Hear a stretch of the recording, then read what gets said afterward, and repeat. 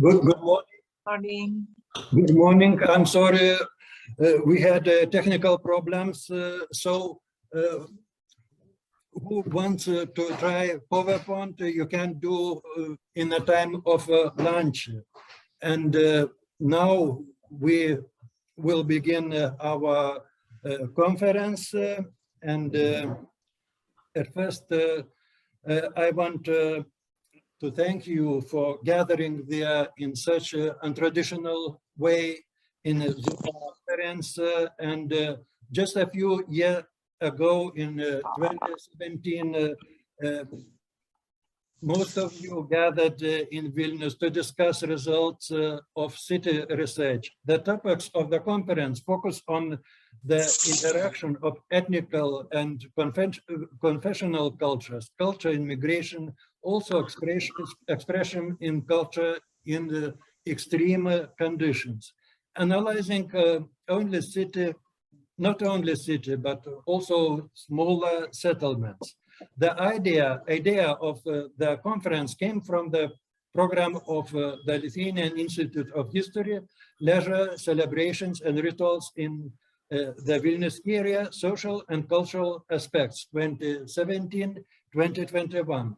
And during our fieldwork, we had an opportunity to communicate with the people of different nationalities and religions, and research has revealed that belonging to an ethnic group and or religion can affect not only the festival life, but also in some cases the everyday life, and can be significant in the formation of social relations. The cultures of ethnic and religious communities, on the other hand, leave a strong marker on the national culture and can become its own.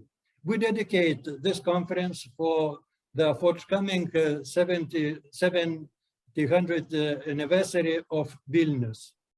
It is in his letter in 1323, Grand Duke Gediminas of Lithuania invited specialists from various areas to the Grand Duchy of Lithuania, declaring religious and national tolerance in the state. And we dedicate this conference to friendship and common understanding between people of different ethnic and religious groups. In addition to the interaction of ethnic and confessional groups, we will also examine other issues that were important for Lithuania and other European countries. And now, greetings from Vice Director of Lithuanian Institute of History, Saulius Grybkauskas.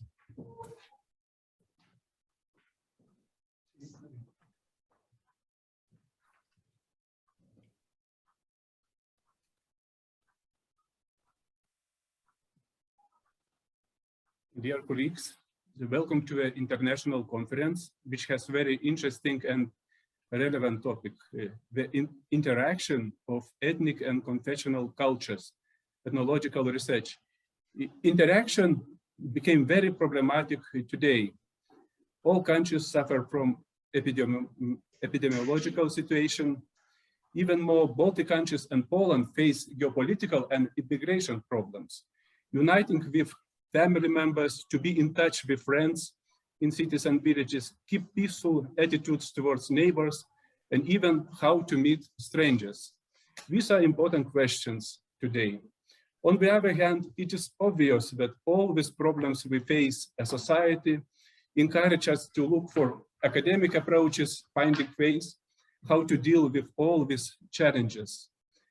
Ethnographical approach has important intellectual tools that could help us to understand these questions. And I'm happy how my colleagues from the Department of Ethnology and Anthropology react to all these challenges, offering their knowledge and efforts in understanding problems of our society. I see that you today and tomorrow will have very intensive agenda, and I wish to you to have very interesting discussions.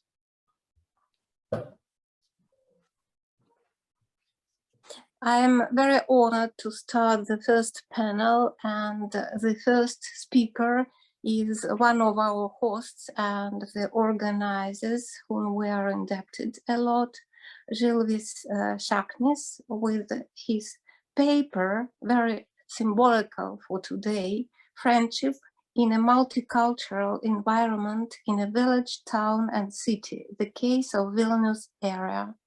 The Zoom floor is yours. Žilvytis. Thank you very much. I'll try to open my... So, before preparing the conference program, I planned to complete this conference with a report about friendship.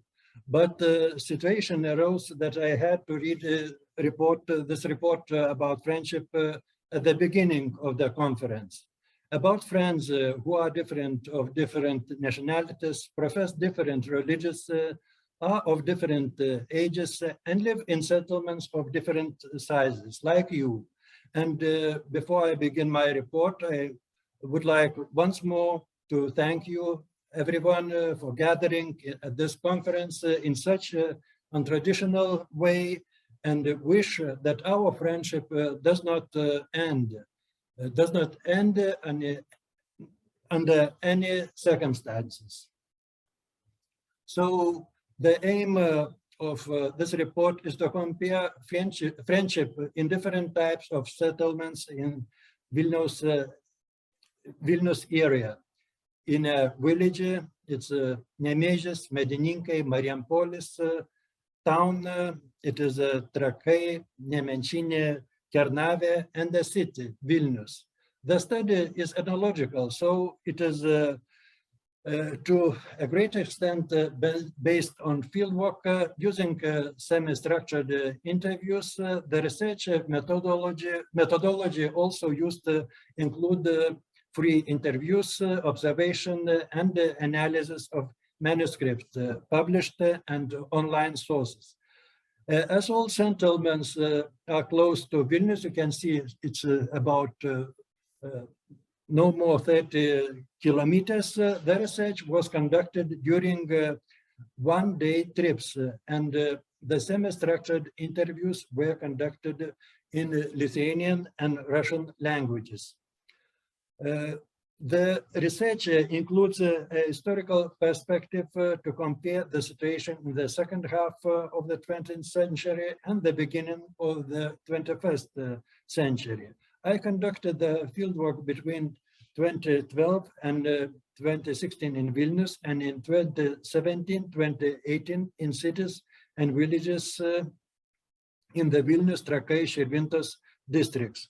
The studied areas belongs to Vilnius region, differ in terms of type, size, and the ethnic and the religious composition of the settlements. My respondents, Lithuanians, Poles, Russians, Tatars, Karims, Belarusians, belongs to Roman Catholic, Orthodox, all-believer, Muslim, and Karaite religions. The population varies from 500,000 in Vilnius and 272 in Kernavė. It is an important city of the Grand Duchy of Lithuania in the past. I spent a lot of time studying the life of young people who lived in the late 19th and mid-20th century, and later in the second half of the 20th century and the beginning of the 21st century, focusing on the leisure and celebration of young friends. However, in analyzing the lives of young people, I ignored the friendship of older people. So lately, I've been trying to look at a variety of friendly connections between people of all age. However, if youth-friendly relations are clear and understandable to all, and a community of friends, even called the second family, the leisure time of married people who have responsibilities to family, are fully engaged in work activity is more problematic. Problematic due to lack of time to friends, because it is necessary to take time to family and work.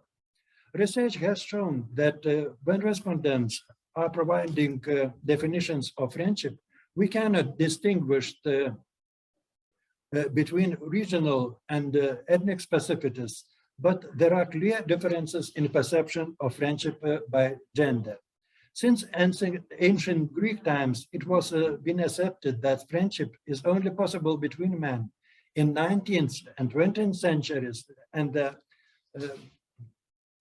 beginning of 20th century, this idea was almost completely changed, so that women were not only considered able to make friends, but their friendship was more hearty and meaningful than of men.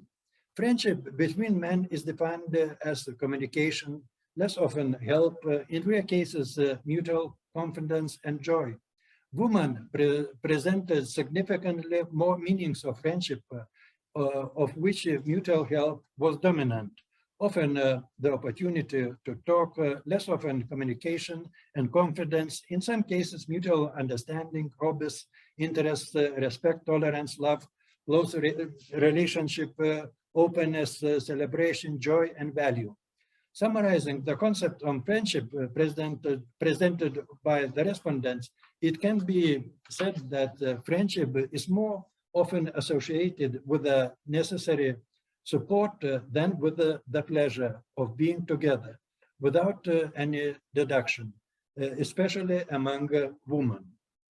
However, ways in which friendship are made vary in areas of different settlements. In smaller settlements, neighborly ties are more important in making friends than in big city, where the vast majority of cases are dominated by fellow friends as flatmates, friends of studies, university, etc. Kinship factor is very important in analyzing the concept of friendship. According to the classic definitions of friendship, friendship should be not be related to kinship. On the other hand, if we were supposed to decide and Killick's perception of friendship through the prism of kinship, combining kinship with kinship-like, such connections are quite possible. Although many respondents in Vilnius acknowledged the possibility of friends, relatives, but they rarely mentioned them among their best friends. In towns and villages, relatives, friends are mentioned more often than in Vilnius. True, we cannot single out the ethnic specificities. Relatives were also mentioned by younger respondents. Sometimes sister or brother are named as friends.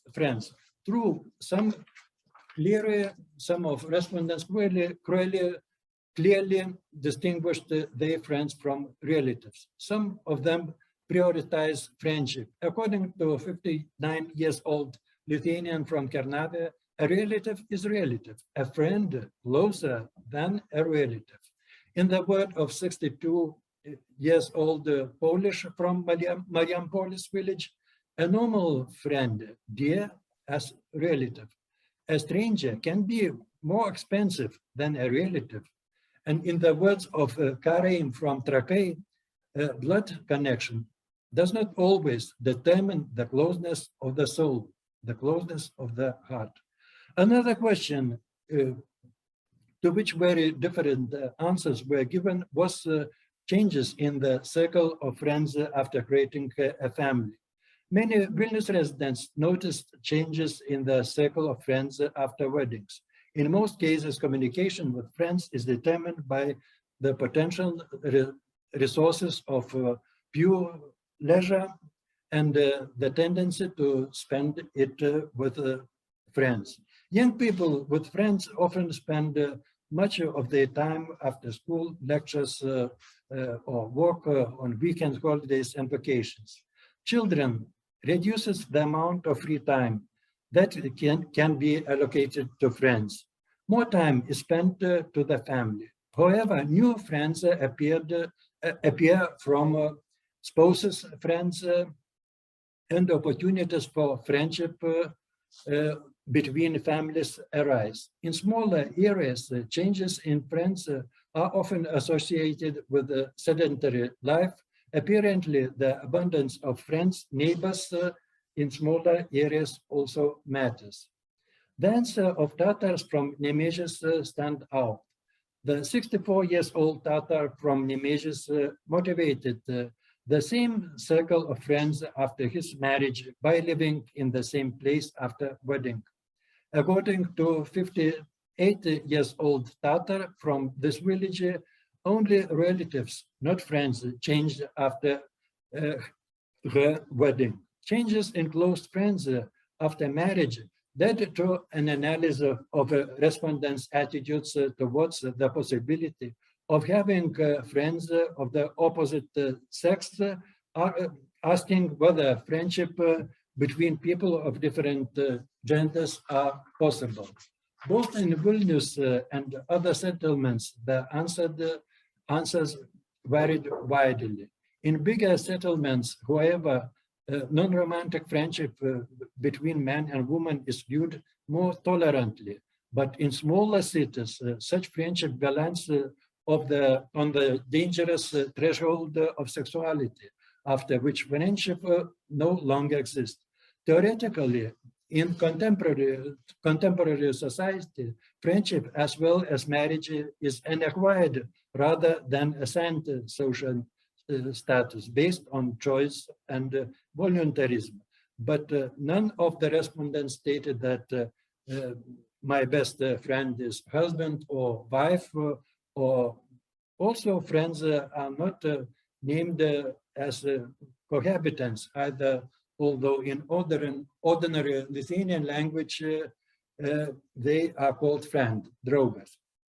In summary, although some respondents acknowledge the possibility of non-romantic friendship between men and women, it is slightly different and sometimes even better than the same sex in the words of respondents. It remains to quote these words of the French educator of 17th century, Gender Brugger, that although there may be a friendship between people of different sexes, but does not have a shadow of dirty intentions. A woman will still perceive her friends as a man, just men will perceive her as a woman. Such a relationship can be called love or friendship.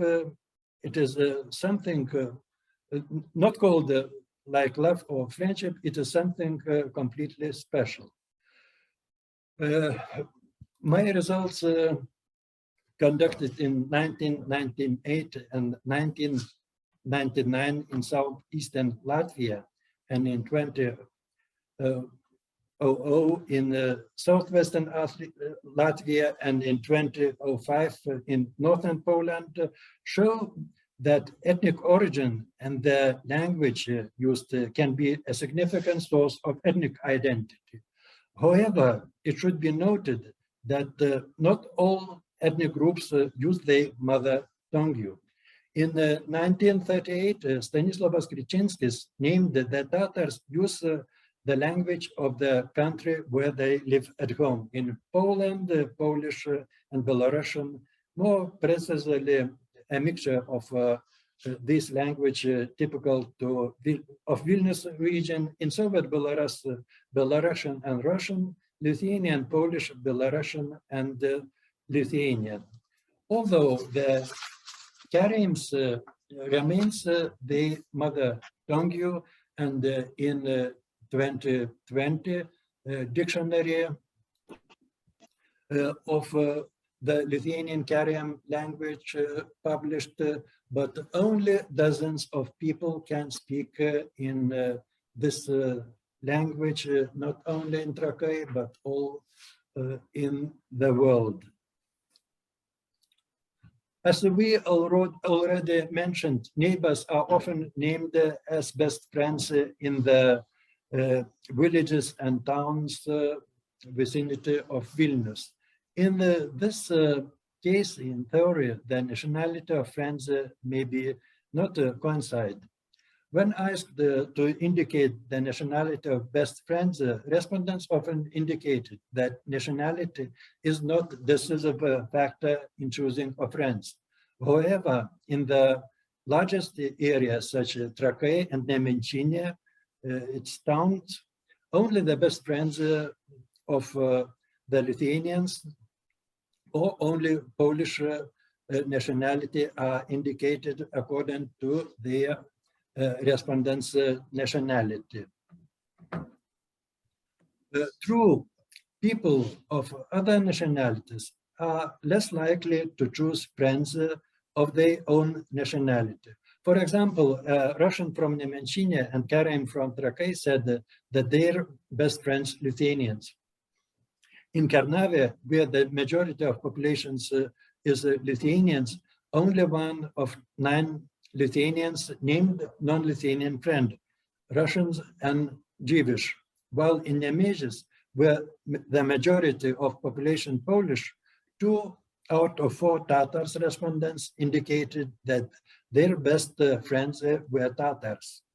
The Polish living in Mariampolis indicated the friends of Poles and Belarusians, while the respondents living in Medininkai indicated the friends Polish, Belarusian, Ukrainian, and Russian nationality.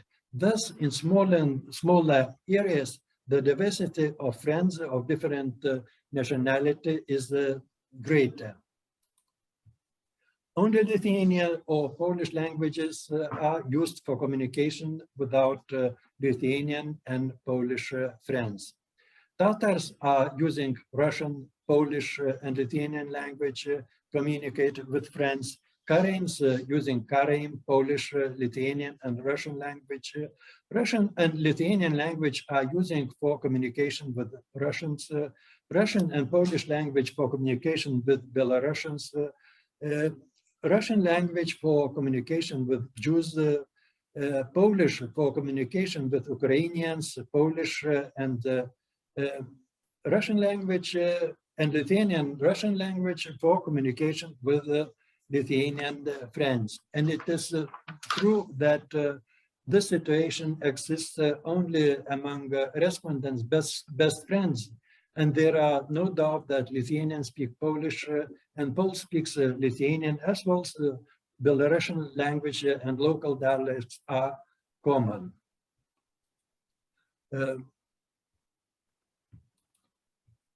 Thus, the choice of friends depends not only on the size of the area, the religion or nationality of particular friends, but also of the ethnic and confessional composition of the area. The survey of friends' leisure time revealed that the forms and intensity of friends' leisure time are determined not by nationality, language, but by the size of the area. True, the differences in leisure between urban and rural areas have been narrowing recently. Meanwhile, festive communication with friends is still limited by religion. For example, according to 55-year-old Russian Orthodox from Medininkai, his friends are of other nationalities and religious, and so their festive communication is limited. Summarizing the report, it can be stated that age, gender, common interest, and marital status are more important for criteria of choosing friends. The size of the settlement and the ethno-confessional composition usually plays a secondary role, but the latter are important for intensity of the festive communication of friends. In conclusion, on the other hand, it should be emphasized that friendship and forms of friends communication are changing rapidly. More and more free time is being transferred to the virtual space.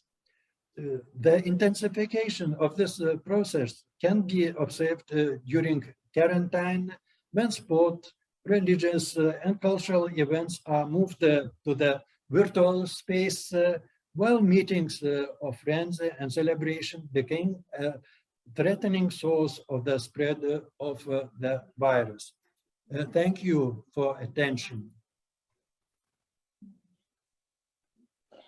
Thank you, Žilvytis, for such an inspiring presentation. Are there questions and comments?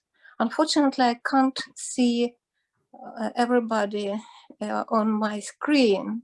So could you please just start to talk, then I will see who is asking.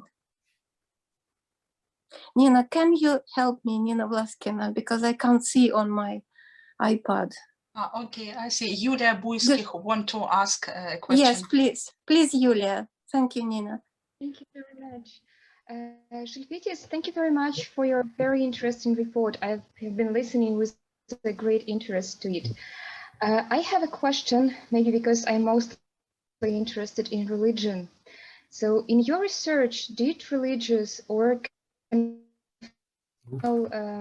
belonging of a person or a certain group served as a major factor in finding friends, in maintaining some friendly relationships, in trust, in elaborating trust between different ethnic and religious groups?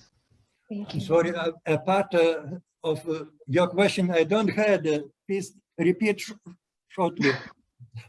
Okay, this is the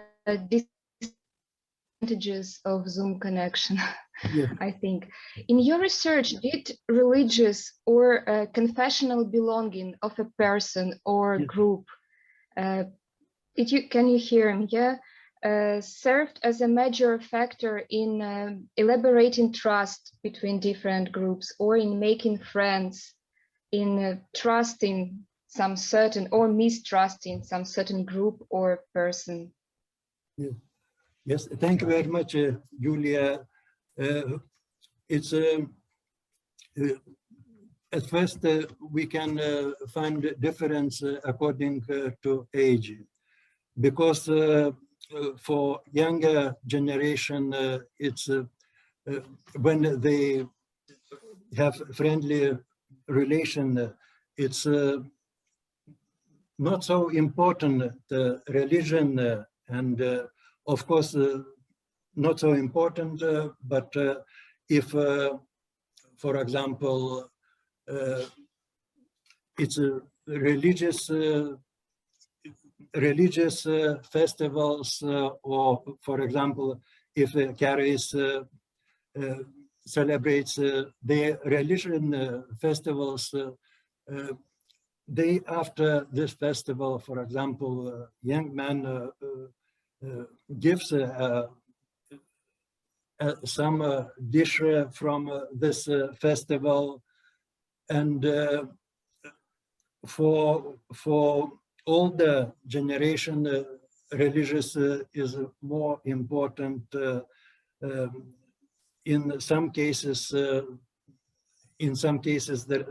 there is a friend on the only her own religion, but all now very quickly changing, and for example, even in our days, I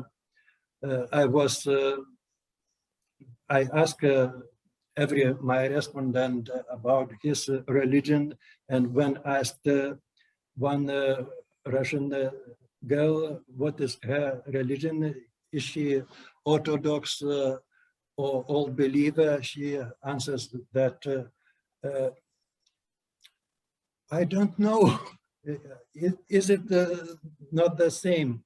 And when about Christian religions, so in older times, when I asked what is your religion, asked she responded and said, for example, Roman Catholic, Greek Catholic, Orthodox, and now mostly from younger generation sect, I'm a Christian, and that's all. And in in our times, religion is weaker among younger generation, and also among generation of 50, 60 years, which youth was during Soviet times, and when religion was forbidden. But in villages, the sense of religion is stronger. Thank you, Žilvytis. Are there other raised hands? No, Irina, there were No. Then I have several questions, but I don't want to take the floor. The first one is, do you have in Lithuanian various names for friends? Like in Russian, we have друг, приятель, товарищ, friend in social nets. Yes. So without any vast definitions, but other several words for friends in Lithuanian. The main word is draugas, it's a friend. Another word is bičiulis. It's the term from beekeeping when bičiuliai had common beekeeping practice, and they shared produce of beekeeping, and now in Lithuanian language, bičiulis means friend. But word friend in most cases are stronger relation than bičiulis. Bičiulis, for example, one can say, I have 2 friends and 10 bičiuliai. And I had only few examples when said that bičiulis is the better friend than friend, than draugas. So we have only 2 most popular words.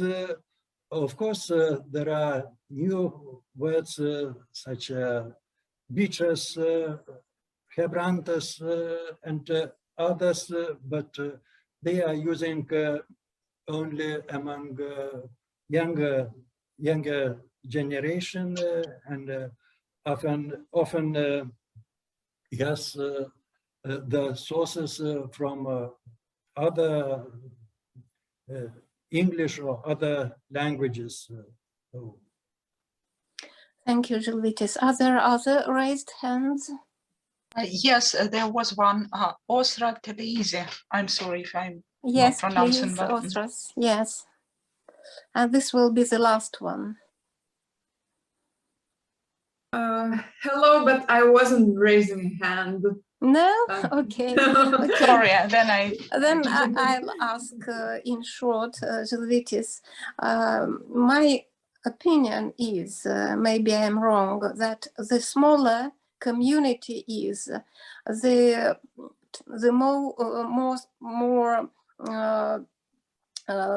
better friendship ties are in the community. Is that right? My experience is mostly in migration, where people are small communities and they are all friends. Is that correct? Yes, it is correct, because I had field works in Lithuanian communities in Latvia, in Poland, also in Belarus. So such communities are very stronger. But if these communities are in big villages, for example, like Daugavpils, it's not so strong like in little villages or little towns. Thank you so much. It's a wonderful beginning of the panel. Now the floor has Julia BUYSKYKH with her paper, The Heritage of Silence, Orthodox and Roman Catholic Neighbors on Polish Eastern Border, the Case of Włodawa. Please, Julia. Thank you very much, Irina. I'm trying to share with you my presentation. Please let me know when you will be able to see it. I'm always nervous about these technical issues. We all are, but it's being downloaded, so okay. Yes, but now I can't see it. Well, anyway, I will. Yeah, is it visible now? Yes, it is. Thank you. Visible, yes. Yeah, wonderfully. Okay. First of all, Žilvytis, Rasa, and all conference team, thank you very much for your kind invitation to join the conference. I'm very glad to see you all again, even though we are communicating through this laptop screen, but I hope we will be able to meet sometime again in person. My today's talk is based on my fieldwork in a little border town, Włodawa, in eastern Poland. Here you can see it on the map. It is situated just right here on Polish-Belarusian border. I implemented my fieldwork in 2015, 2016. I've made several fieldwork trips there, and overall I spent a month and a half in Włodawa and surrounding rural area. It was a part of my postdoc research I realized at the University of Warsaw. And I'm still in touch with a number of my respondents from Włodawa and surrounding villages. There is much to say about this region and about this area. There are a lot of issues about the belonging, about coexistence of neighbors of different ethnical and religious background, and I will try to embrace all that in short. So first, I will provide you with a brief context of this field, then give an account of various confessional groups and how they interact with each other in this border region, and why silence matters for them. Actually, I will disagree a little bit about friendship in a little community, because in my research, it was not much about friendship, but more about the silence coexistence and dealing with some ghosts of the historical past rooted in the Second World War. Then I give a short overview on silence in qualitative research, and after I will to some from interviews and personal stories from the field, and in the end I will draw some conclusive comments. It should be said at the very beginning that the history of this region is extremely complex and multi-layered, and to give the whole story, the whole complexity of Orthodox and Roman Catholics relationships through history, it should be done, I mean, starting from 3 partitions of Poland or even earlier, but I won't do this because of lack of time. I will give just perhaps 2 main historical events in the 20th century, which can explain a lot in the relationships of these 2 groups. So first, a little bit of statistics. Here you can see the map more closer. This is Włodawa. It is situated just on the Bug River, which Julia, serves sorry, as it doesn't change. The slide doesn't show the map. well, I don't know what is going on because I'm changing the third slide actually. So you can't see it? Not on the screen, no. Well, I don't. Possibly you should turn off your video, then the connection will be better. Okay, okay. Let's try this. Well, and now, can you see it now, the map? No. No? Well, Now we yes, can yes, see okay. Yes. this, Yeah. the third one. We can see yeah. the second one. Yeah. The third, well, yes, this is The the third map. slide. Yeah. Okay. Please this way. Okay, so this is Vlodava, and its surrounding rural area is located just on the Bug River, which serves as a natural border between Poland and Belarus. This whole area is called in Polish the Trójkąt granic, which means the triangle of borders, because here is also Ukrainian border. So here it is. So this territory is very interesting itself. The major group of this town and the area around is Polish Roman Catholics. Overall, it is 13,000 residents in Vlodava to the 2019 statistics. And among these 13,000 residents, only 100 are Orthodox. To compare, in Lublin province, where this little town is situated, nearly 4,000 are Orthodox, and among them, nearly a half, 2,000 and something declared their Ukrainian identity.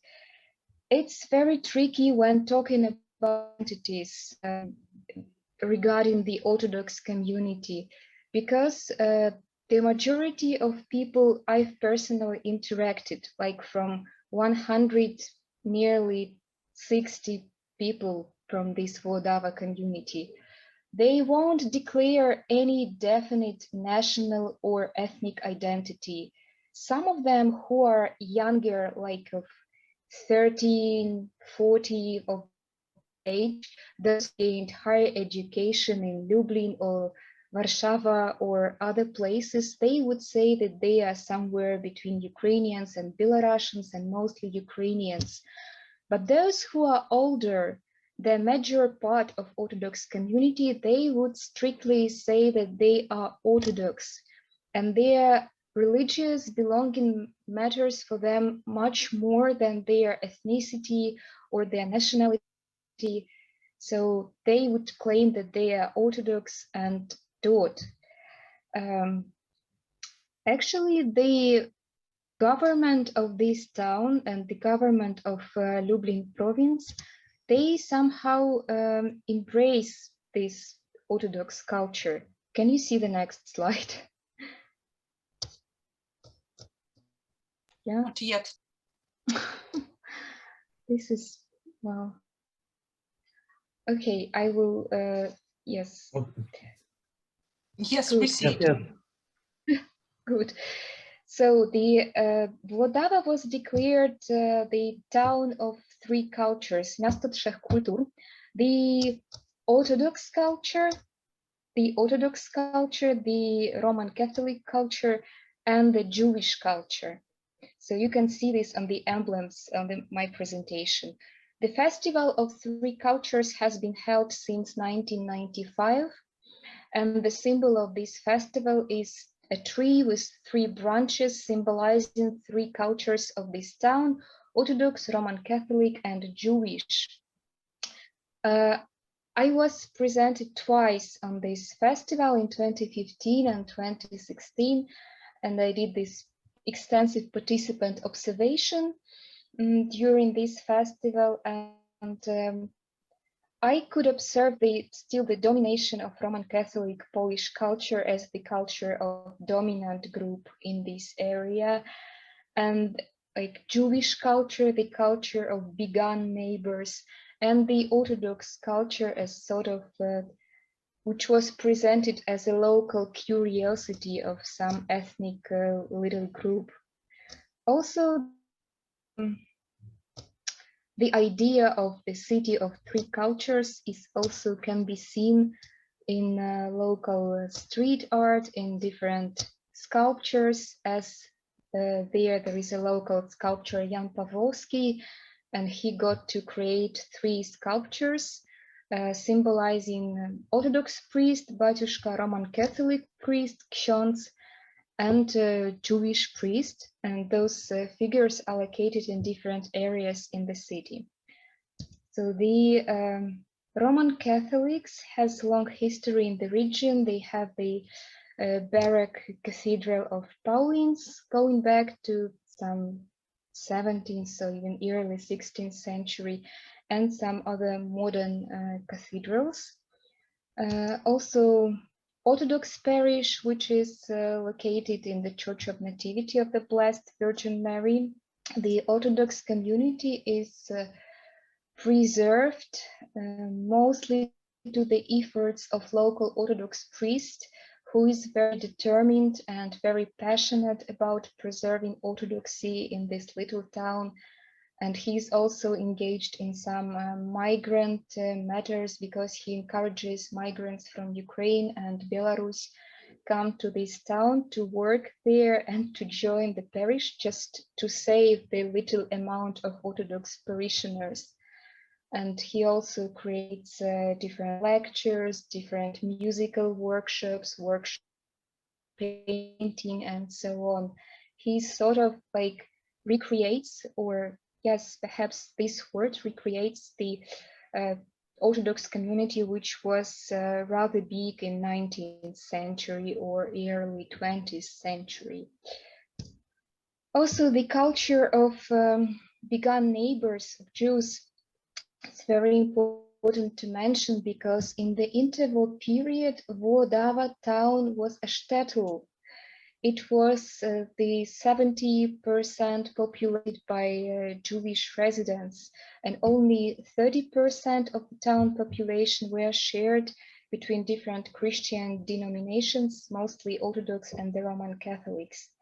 Nowadays, there are 2 synagogues, small synagogue and a great synagogue, were preserved till nowadays. There is a museum these days in those synagogues, but the Jewish population was murdered in concentration camp Sobibór, which is situated not far from. And of course, the begun neighbors, they are present both in generations of Roman Catholics and Orthodox. They are not exist anymore, but they pretty much exist in memories about the interval period and about the Second World War. And those memories, they somehow differ in the major Roman Catholic group and the minority group of Orthodox. What I called the heritage of silence, my presentation, because silence about past events, silence especially about Second World War and aftermath matters in relations of Roman Catholics and Orthodox. Many people, especially those who were born in 30s and 40s and early 50s, they would not prefer to talk about the past. They would refuse conducting interviews with them, especially recording interviews on dictaphone. And I was asked many times whether I work for the government, Polish or Ukrainian, or maybe even Belarusian.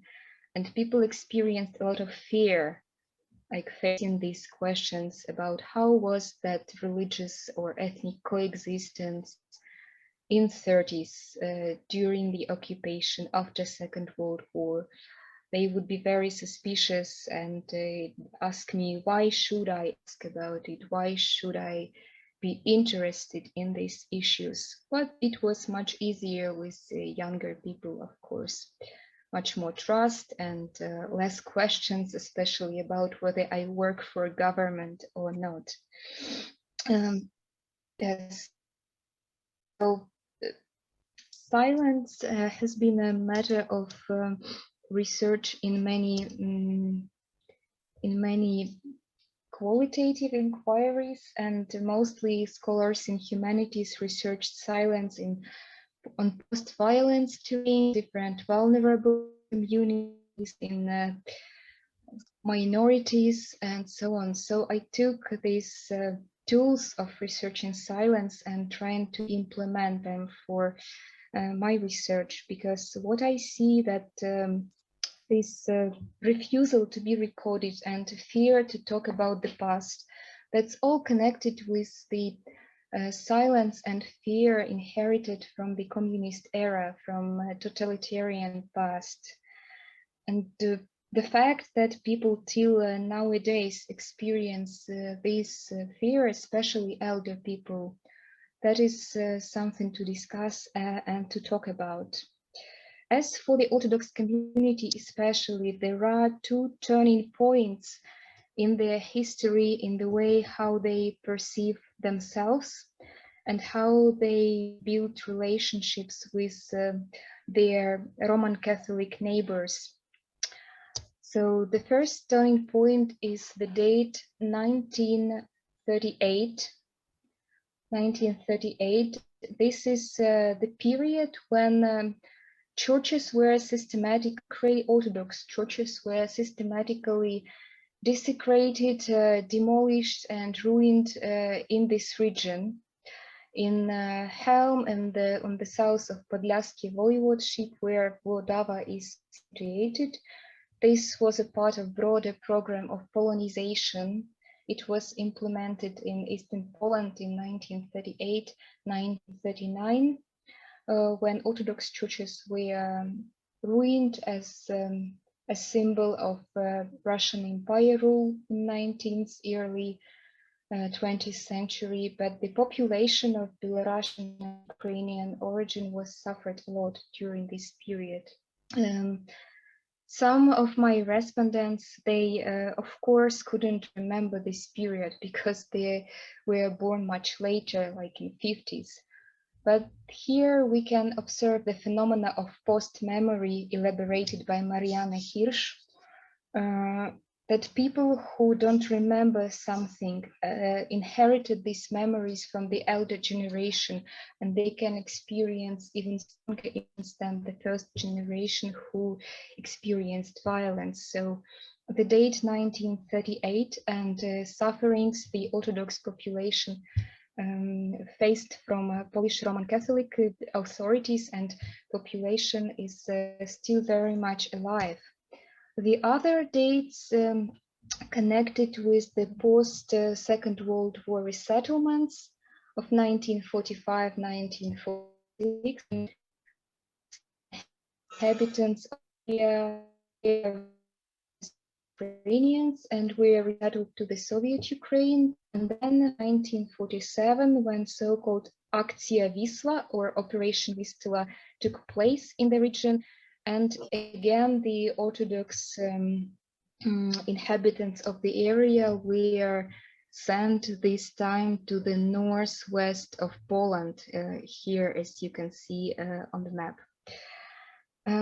So these historical events serve as a background for the Orthodox community, as the background of their current understanding of themselves as a community who suffered a lot, suffered through history and suffered from their Roman Catholic Polish neighbors.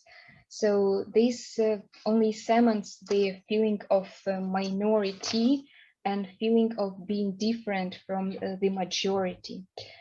It should be said that there is a certain interchangeability of the nation, and the confession here. So I would try to say this briefly. It's very dangerous, like to say that Orthodox in this region are Belarusians or Ukrainians. Perhaps the majority, the Roman Catholic neighbors, would call them mostly Ukrainians or sometimes Belarusians. But the group itself, they would call themselves Orthodox, especially the elder members of the group. And the elder Roman Catholic neighbors, again born between 30s and 50s, they would also call them Orthodox. So once I asked one of my interlocutors whether she knows about the ethnic or national origin of the Orthodox priest, where he comes from, and whether he's Polish or not. And she told me, maybe he comes from this area, but for sure he's not Polish. Tell me how Batyushka could be a Pole. Certainly nothing like that. I believe he is one of yours. He's Ukrainian of Belarusian origin. But a Batyushka can never be a Pole. Likewise, a Pole may be only a Roman Catholic priest, ksiądz. So that was her persuasion. On the other side, I met many people from so-called mixed families, like from Orthodox Roman Catholic families. And the majority of them were raised as in the culture of dominant group in Roman Catholic culture, not because of preparation, but because of history. Like the second woman, as you can see the quotation say, my father was a pure blooded rosary Pole. My mother was Orthodox. We were speaking in Khakhlak dialect with my mother's parents and their relatives. I still know Khakhlak, but there was a time when it was dangerous to be Orthodox, so our parents raised Poles. So this memory of churches demolition, or post-memory and memory of forcible relocations after Second World War, like forced people to raise their children as Roman Catholics and Poles in the culture of dominant group, which was more preferable during communist Poland. A few words about this Khakhlak dialect. It is called Gwara Chłacka in Polish language, and this is the dialect which functions only inside of the Orthodox group in this region. This is the language of family communication and language also of church communication, because people in church would listen to the sermon and liturgy in Church Slavonic, but they would communicate with each other in this Khakhlak dialect, which is for me a beautiful mixture of Ukrainian, Polish and Belarusian, as I can this in my ear.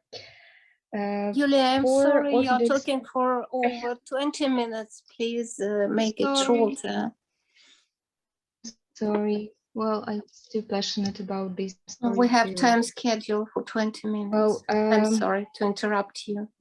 Yeah, I know. Okay. I wanted to show you the final picture. This is the village Slavatyche.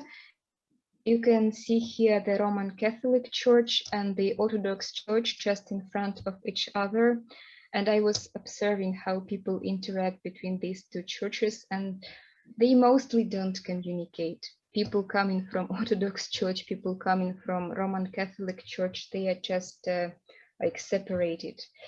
So conclusive comments that the most important for me, that the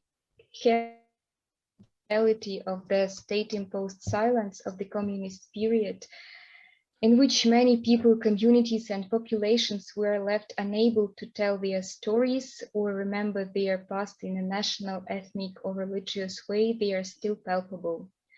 So the silence can be the form of communication which doesn't rely on words, and the form of coexistence between neighbors of different faiths, different ethnical backgrounds, and so on.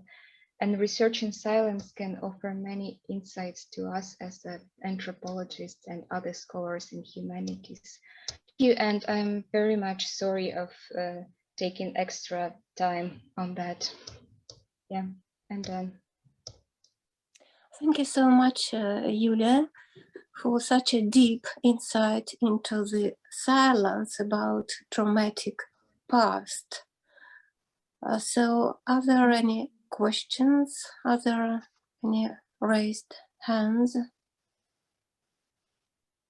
Nina, can you see? I can't see any, but no? I would like to ask a question myself. Please. Yes, we have 2 minutes for questions. Okay, just a short one. I have also an experience of dealing with a community with a troubled past. It was the community, Kalmyk community, who was departed from their settlements during the Second World War. And we see such a phenomena when people who were born later, after Kalmyks returned to their homeland, they had another layer of this post-memory, or how to say it, when they just generate new topics about their past, which didn't exist in reality. So they are constructing their imagined past. Did you see such processes in your territory in Vlodava? When people of newer generations construct past using some of symbols or real facts, but they are not true. They don't have anything in common with reality. Thank you very much. It's a very relevant question. I meant to say this, but I didn't manage to cope with time. Yes, I faced several times these narrations about the past suffering, and they were like over suffering. A few people were telling me that the church in Vlodava was ruined in 1938, but obviously it wasn't ruined, it still exists. So it was like robbed or dashed, but it wasn't ruined.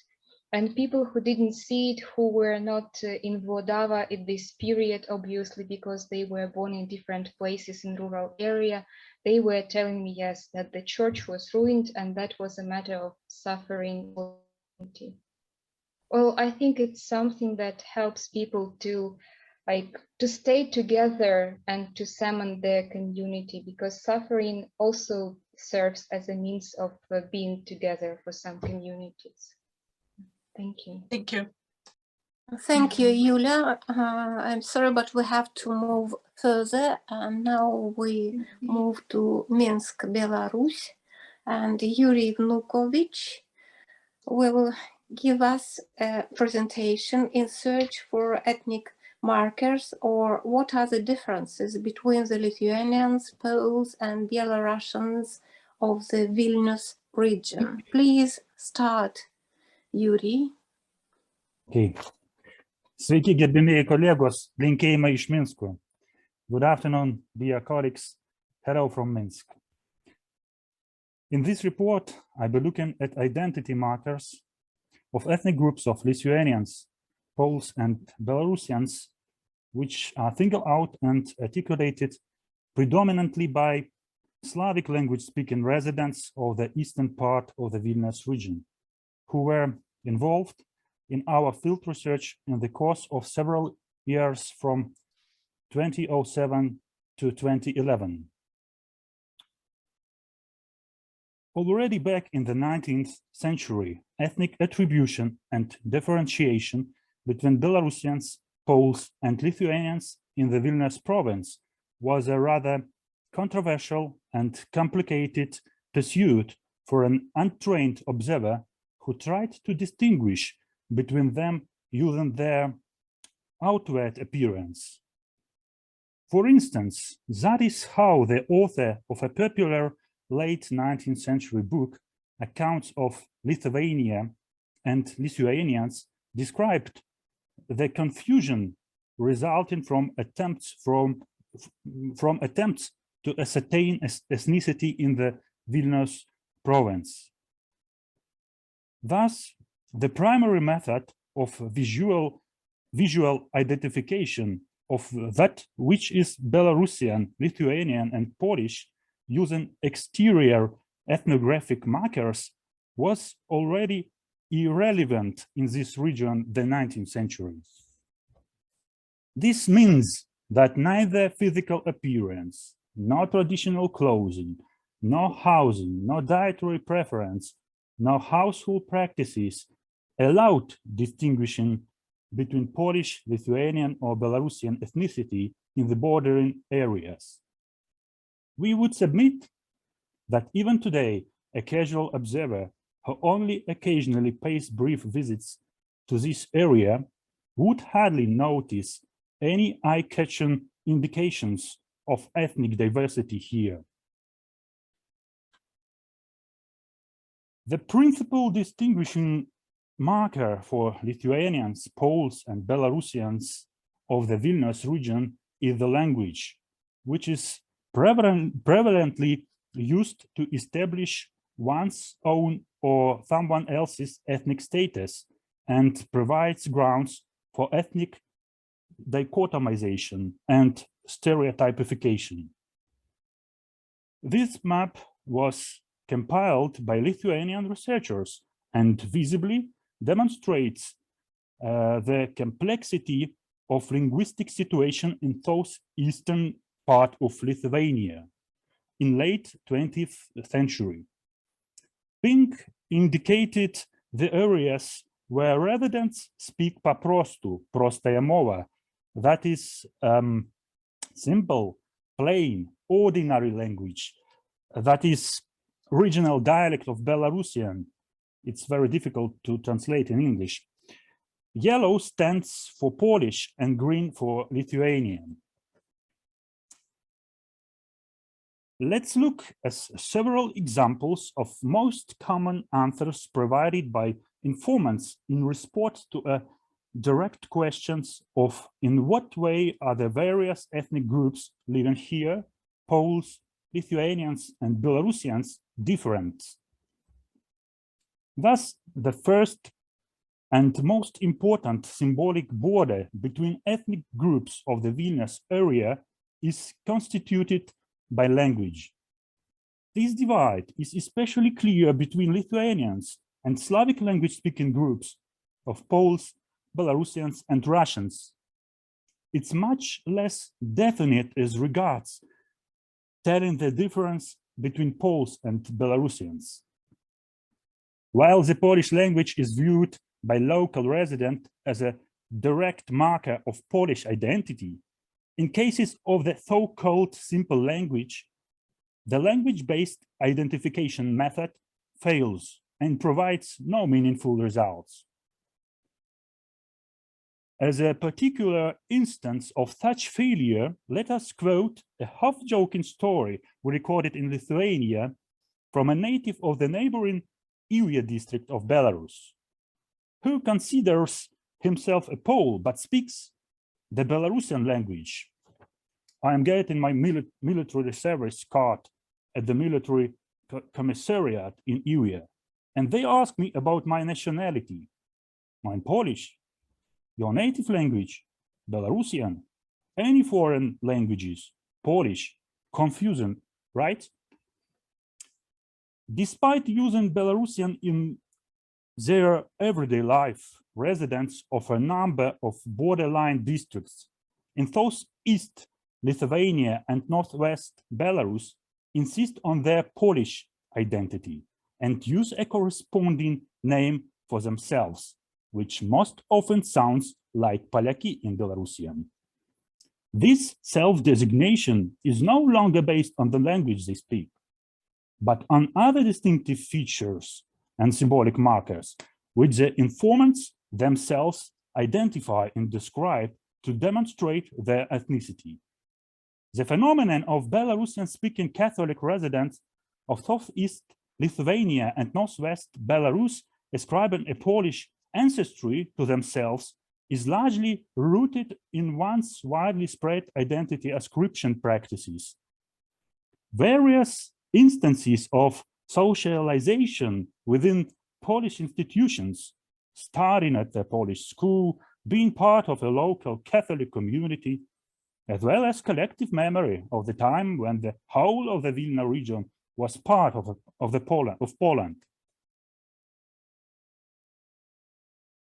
It has to be emphasized that the informants who speak the simple language do tend to identify it as Belarusian, but not as the pure and correct one that is literary, standard, official, but rather as a spoken-only variant of a local language mixed with Polish, Russian, and even Lithuanian.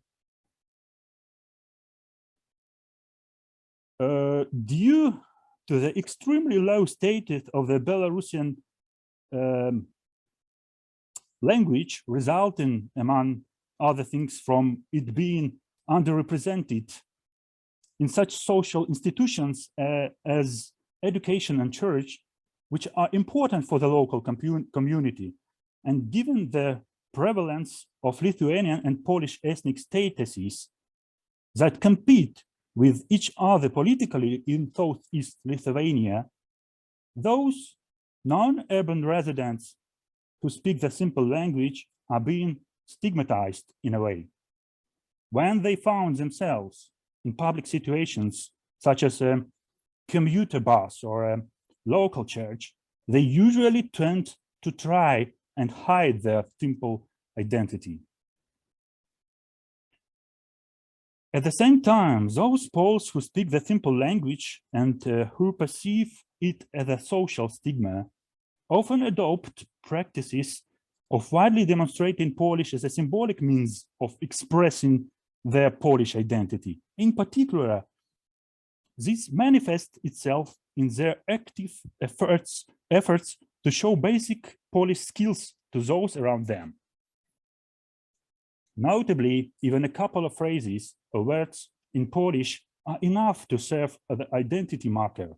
For instance, as they were talking to us, the informants were continuously trying to prove their claim of having a Polish ethnicity by reciting prayers, poems, and songs in Polish that they had learned as children.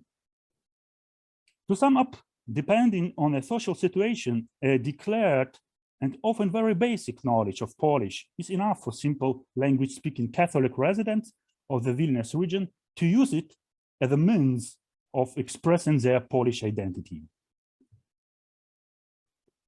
Given the ambiguity of language-based identification, it is the territory of origin that is often provided as an answer to the question regarding ethnicity.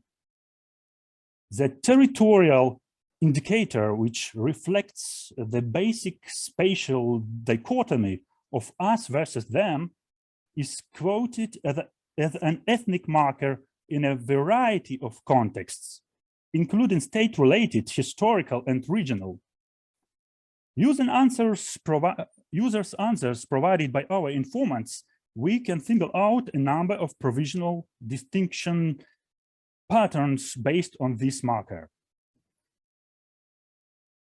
Despite being citizens of present-day Republic of Lithuania, many of the residents of the Vilnius and Šalčininkai districts perceive Lithuania as a symbolic territory to the west of Vilnius, in essence, identifying it with the Lithuanian Republic of the 1920s, 1930s.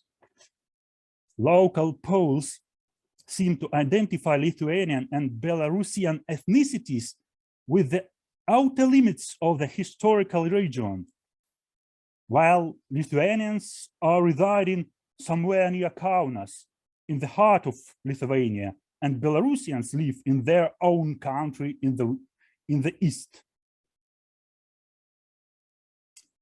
Realization of differences, primarily those related to language, between ethnic groups of Poles residing in Poland and Lithuania has led to the emergence of a stereotype of a pure Pole, whose reference type is usually said to occur in Poland itself. In some cases, it was themselves, that is, Poles from the Vilnius region, that the informants put at the top of the hierarchy of regional types of Poles. Sorry, my cat. Therefore, one and the same designator of Poles, when identified with different territories, turns out to have different qualitative content. Civic identity functions as the only symbolic marker for Poles speaking the simple language and residing on both sides of the Belarus-Lithuania border. A person who moved from Belarus to an adjacent Lithuanian area is automatically labeled as a Belarusian, even if he or she considers himself or herself a Pole. In this case, ethnic attribution is conditioned by a person's citizenship, which testifies to outside ethnic categorization, being dependent upon changing administrative borders. Oh, sorry.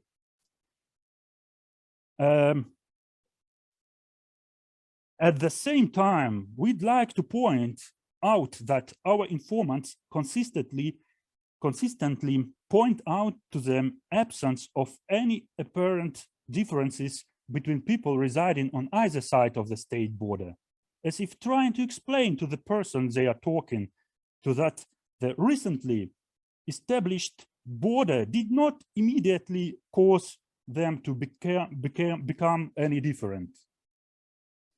Similarly, those who moved to Lithuania from neighboring Belarusian districts point out a complete lack of any cultural, linguistic, and religious differences between them and the local residents.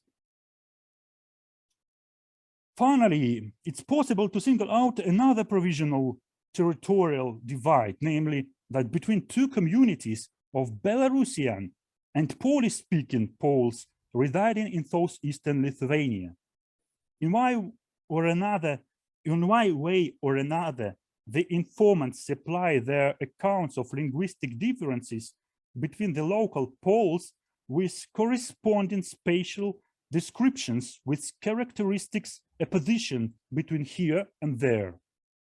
However, neither linguistic nor territorial separation cast any doubt upon both groups belonging to one and the same ethnic category. To sum up, territory plays a very important role in marking the multi-level identity of the Vilnius region residents.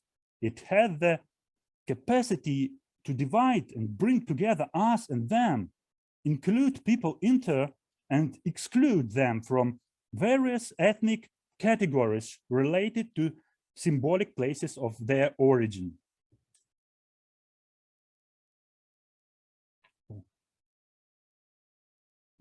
Special consideration should be given the notion of tuteišie, people from here, locals.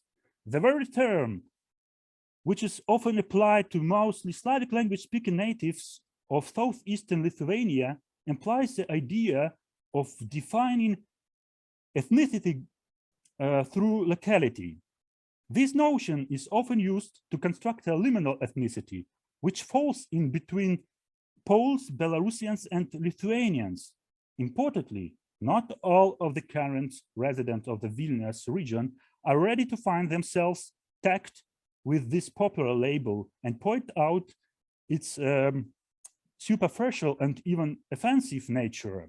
In other words, the term tuteišie applied as a label for Slavic language-speaking natives of southeastern Lithuania is virtually never used by the local residents as self-designation. At the same time, it doesn't prevent them in any way from demonstrating their indigenousness as a way to prove their rights to local resources and privileges. Religion is another primary marker used to identify ethnic groups in Belarus-Lithuania border area. Lithuanians and Poles, both those speaking Polish and those mostly using their simple language, are Roman Catholics, which means their ritual practices are similar.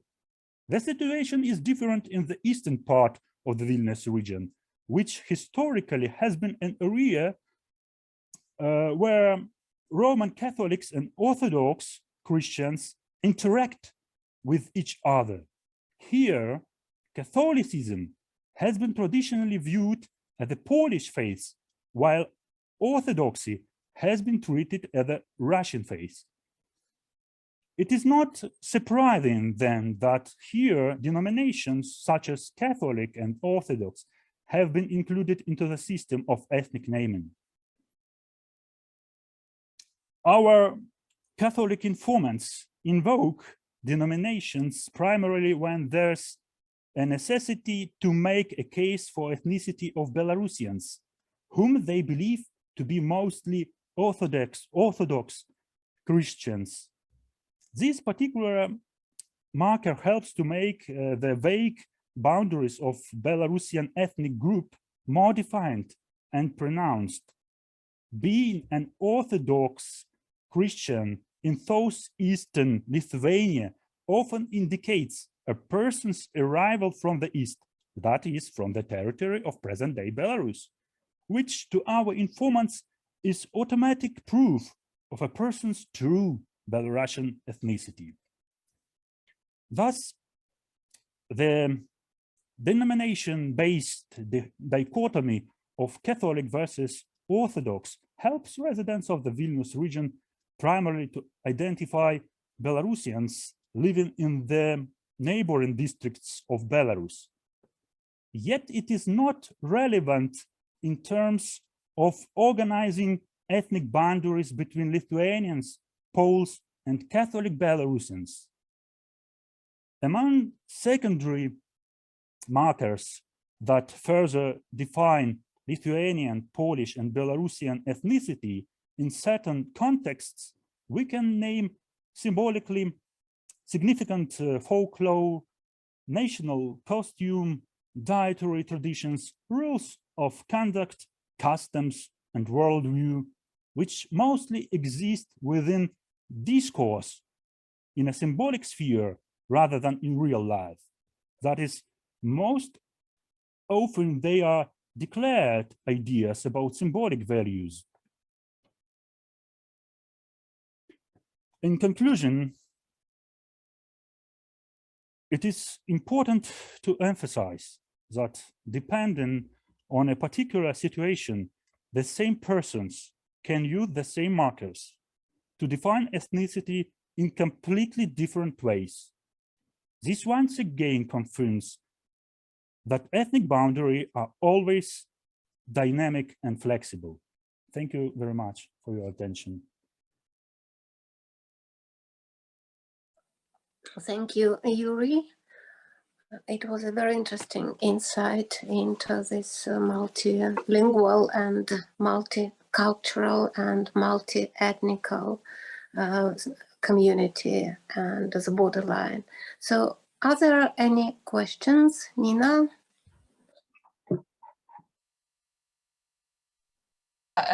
Here is one question from Kazet. What is the etymology of the term tutejsza? Could you dwell on it a bit? Here. People from here. Tutejszy, yes. The people who come from here, from Tut. Here. Cosette, are you pleased with the answer? Thank you, yes. Okay, right. Any questions, comments? Short comment,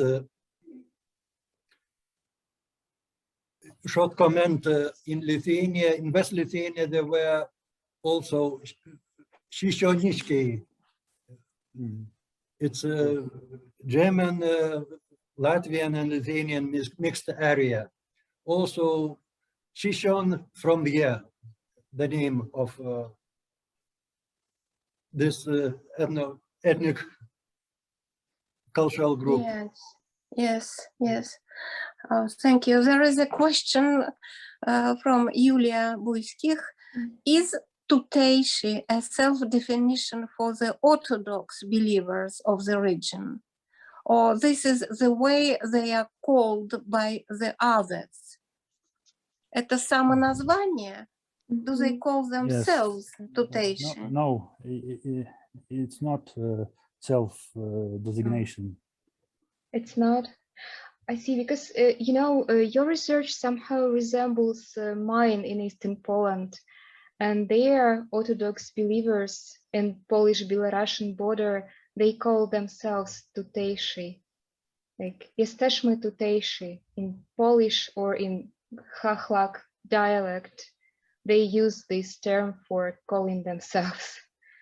So Poles don't call them tutejši, they call them Orthodox. That's why I was curious what's about your area.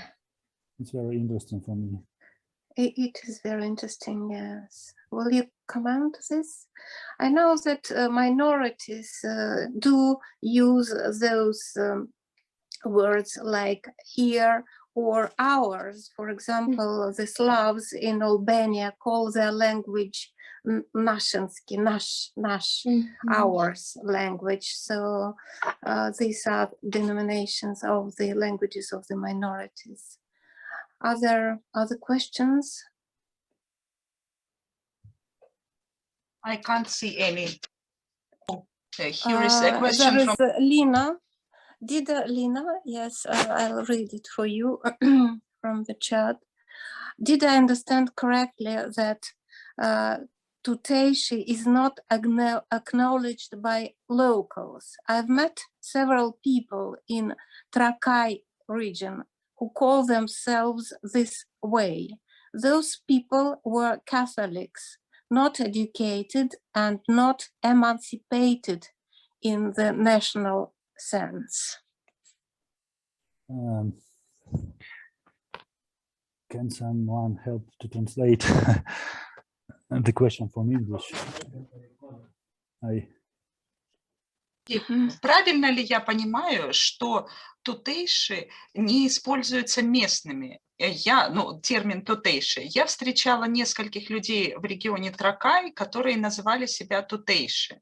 Эти люди были католиками, но они не были очень образованными и не знали, условно говоря, национальную теорию какую-то. То есть я думаю, что этот вопрос похож на вопрос Юлии, что в разных частях Литвы tutейши является либо самоназванием, либо Спасибо. Если можно только по-русски, если я отвечу, потому что Да. my first presentation in English. But it was excellent. Yeah. Вот я видел, что среди наших участников есть Vidmantas Višniauskas. Он написал хорошую статью на эту тему и в предыдущем номере Lietuvos этнология и про локальность жителей Шалчиникайского района, и мои данные во многом совпадают с его данными. Вот эта этикетка tutейшая, она не распространена как самоназвание, широко фиксируемое, скажем так, самоназвание среди жителей белорусско-литовского пограничья, и в принципе не фиксируется как этноним, я бы сказал так. То есть это в принципе имеет она негативные коннотации. Вот это название часто люди не хотят видеть себя под... Я сравниваю это даже с понятием natives, как это сравнивал Бенедикт Андерсон. То есть это коренные жители страны, которые коренные, но и низшие одновременно. Да? Поэтому люди, которые не хотят узнавать себя под этой этикеткой часто. То есть вот tutейшие, нет, мы не tutейшие. Поэтому это название характерно вообще-то не только для белорусско-литовского действительно пограничья, но характерно для всей территории Беларуси в XIX веке. Это широко фиксировалось, и много, в принципе, исследований на эту тему есть. Но именно в этом регионе вот Литвы, белорусско-литовском пограничье, это название до сих пор функционирует, в принципе. То есть, хотя в Беларуси уже редко мы записываем в экспедициях, что люди tutейшие. То есть это скорее как среди образованных каких-то действительно бывает. Влияние, наверное, все-таки может быть интеллигенции тоже, какая пытается просто вписать в эту ячейку этих жителей, но они сопротивляются, не хотят себя видеть под эти под этой этикеткой. Ну, кто-то, возможно, сдается и считает, что... Мой отец себя считал тутейшим, но бабушка и дедушка, которые там же родились, они считали себя поляками и никогда не хотели быть тутейшими. То есть тут все зависит от ситуации, все ситуативно и очень контекстуально. Я хотел показать это в своем докладе, именно вот этот аспект. Do we need to translate, or does the audience understood the main ideas of Yuri's comment? Yes, we So, do. yes? Oh. Do you need translation? No, we don't. Everything is all right. Okay, so there is another comment that the negative connotation of tuteishi may be a later layer or later influence. And I think that your example with your father proves this opinion, Yuri. Может быть, это поздняя уже инновация, что tuteishi негативная асоціація. Відванте, Ігорі, покоментуйте. Малону сусіпажінте. So yes, I can. Sorry, I will turn on my microphone because I was just listening silently. So I will speak in English, okay? Yes, Okay. please. So yes, it is a very complicated question. Hello, everyone. And my fieldwork data shows that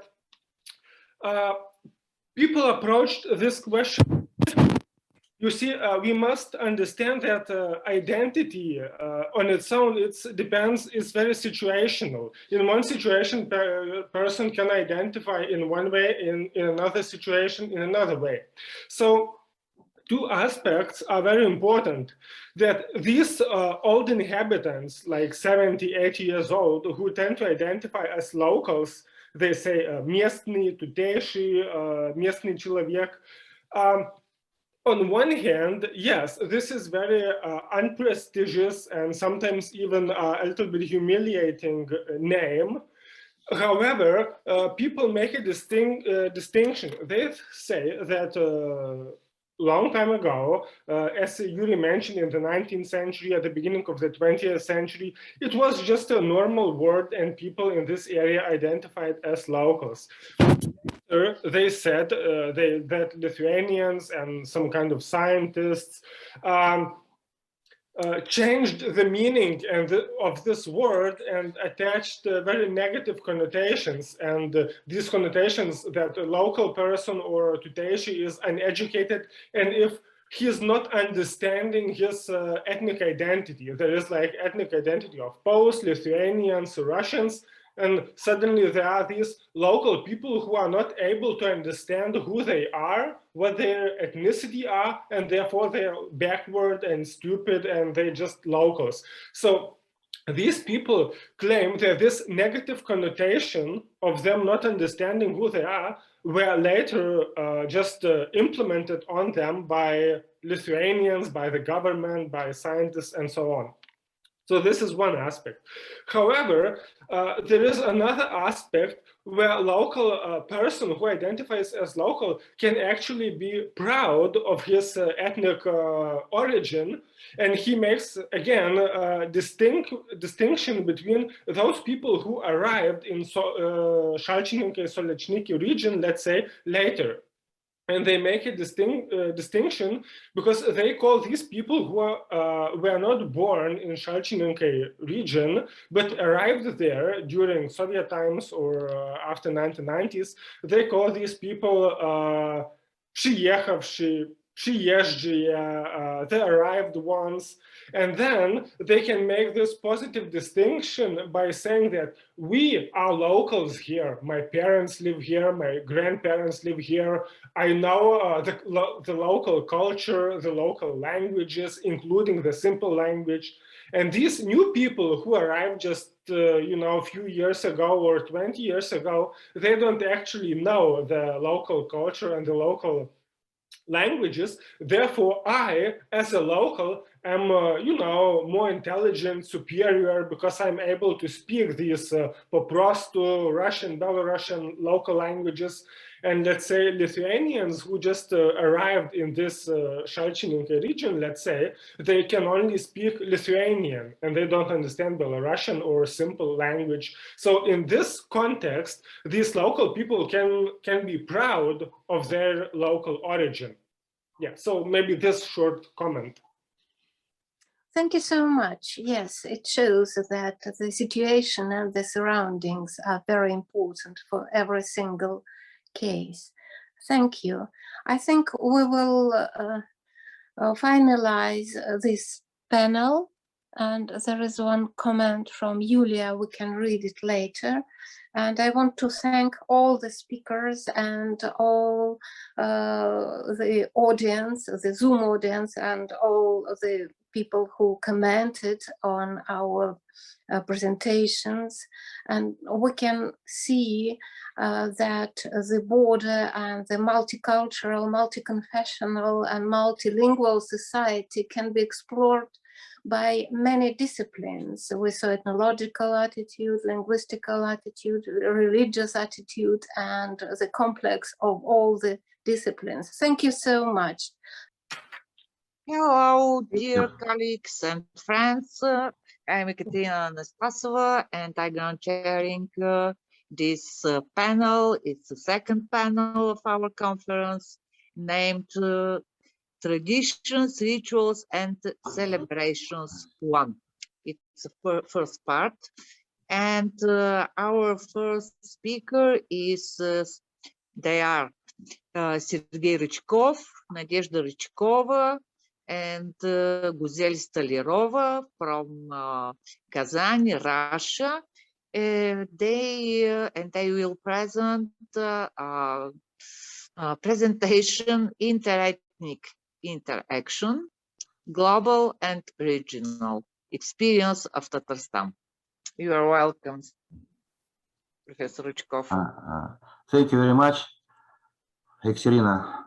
First of all, I want to thank my colleagues from Lithuania, Žilvytis, Rasa, and my other colleagues, organizers of these conferences, for inviting with our report. Our joint report is based on the results of many years of research in Tatarstan and is devoted to some of the features of interethnic interaction in the subject of Russia. Here, on the space of the Eurasian borderland, over 2 millennia, a cultural community was formed, the basis of which was the interaction of three genetically heterogeneous ethnic groups: Finno-Ugric, Turkish, and Slavic. Modern Finno-Ugrians in the region are Mari, Udmurts, Moldovians. Turks, Tatars, Chuvashes, Bashkirs. Slav are mostly Russians. Historically, the peoples of the Volga region have developed three sets of religious beliefs. Paganism, Islam, was adopted by the Bulgars at the beginning of the 10th century, later spread to the Tatars and Bashkirs, and Orthodoxy appeared in mass in the region after joining the Russian state in the 16th century. Researchers argue that the folk pagan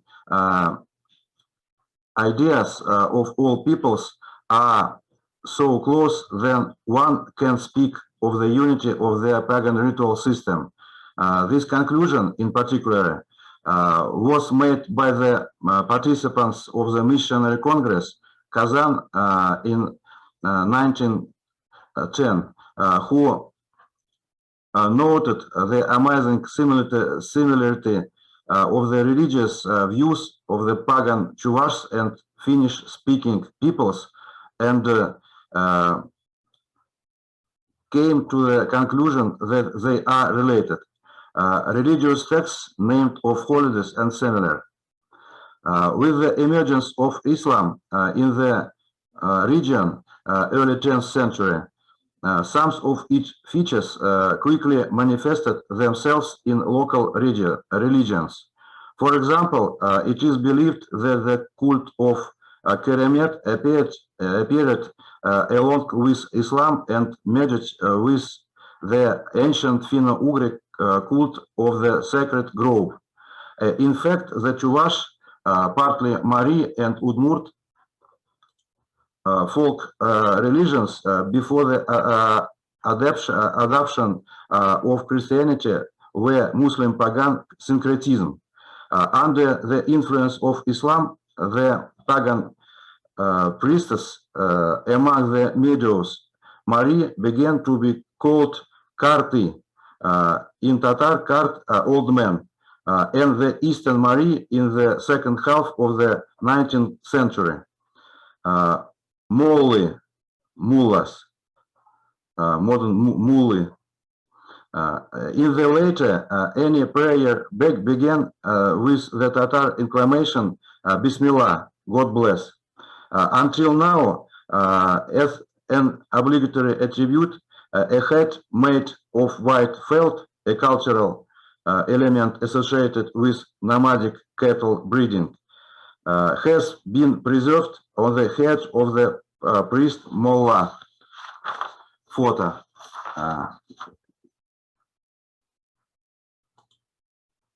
Some of Mari and Chuvashas who lived surrounded by Tatars and Bashkirs gradually converted to Islam. In the Mari sources, there are references to the appearance of the Keramet spirit in the form of a Tatar. The offering of sacrifice by the Mari to the Keramet named Sultan, etc. The influence of Islam explains the existence until the end of the 20th century. It is a custom of the Mari to celebrate Friday instead of Sunday. Pre-revolutionary sources describing the Udmurts Votyaks also contain evidence and results of contacts, in particular that Russians know the Udmurt language, marry Udmurts, dress in Udmurt, perform pagan rituals and prayers. Such tolerance made the mutual participation of adherents of different religions in each other's holidays organic, which is also reported by sources.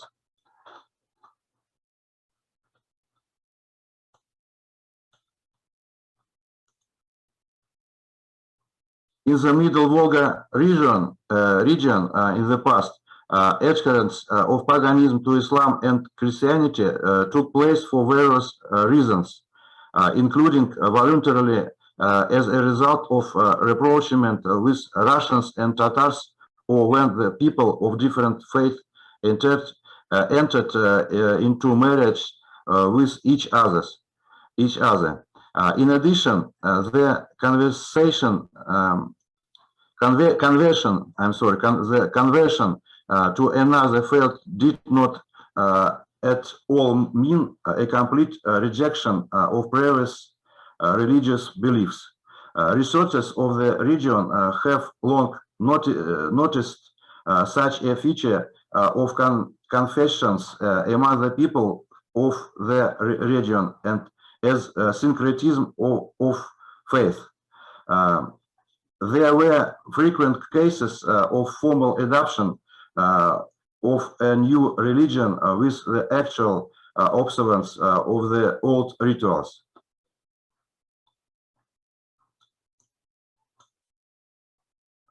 Thus, there were more than enough historical prerequisites for the formation of traditions of tolerant interethnic and interfaith relations in Tatarstan. There were also strengths during the Soviet period. Everywhere in the Republic, there are zones of local contact, Russian Tatar, Tatar Udmurt Mari, Russian Moldovan, Tatar Chuvash, etc. Variants where the people from different ethnic groups now know each other's languages well, celebrate holidays together, use the national cuisine of their neighbors, enter into mixed marriage, etc. Such phenomena are rightly considered as factors of strengthens the settlement environment. Our archives contain a wealth of evidence of these interactions from expeditions.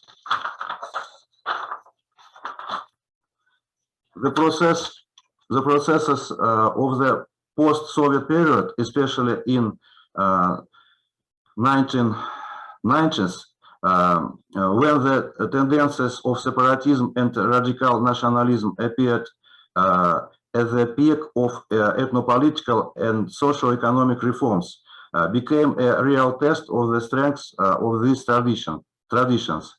Monitoring of public opinion shows that the level of social tensions associated, among other things, with ethnic reasons decreases only by the beginning of the 2000s. In the last decade, according to various polls, the share of people who access the state of inter-ethnic and interfaith relations in Tatarstan as calm, conflict-free did not fall below 83% and often exceeded 90%. The efforts of state bodies played a role in this process, and the Republic of Tatarstan can be considered a positive example of the preservation of interethnic peace. Many people who visit Kazan for the first time, both from among tourists and officials, note the special appearance of the city, in which religious buildings belonging to different denominations coexist. A few photos, for example, for you.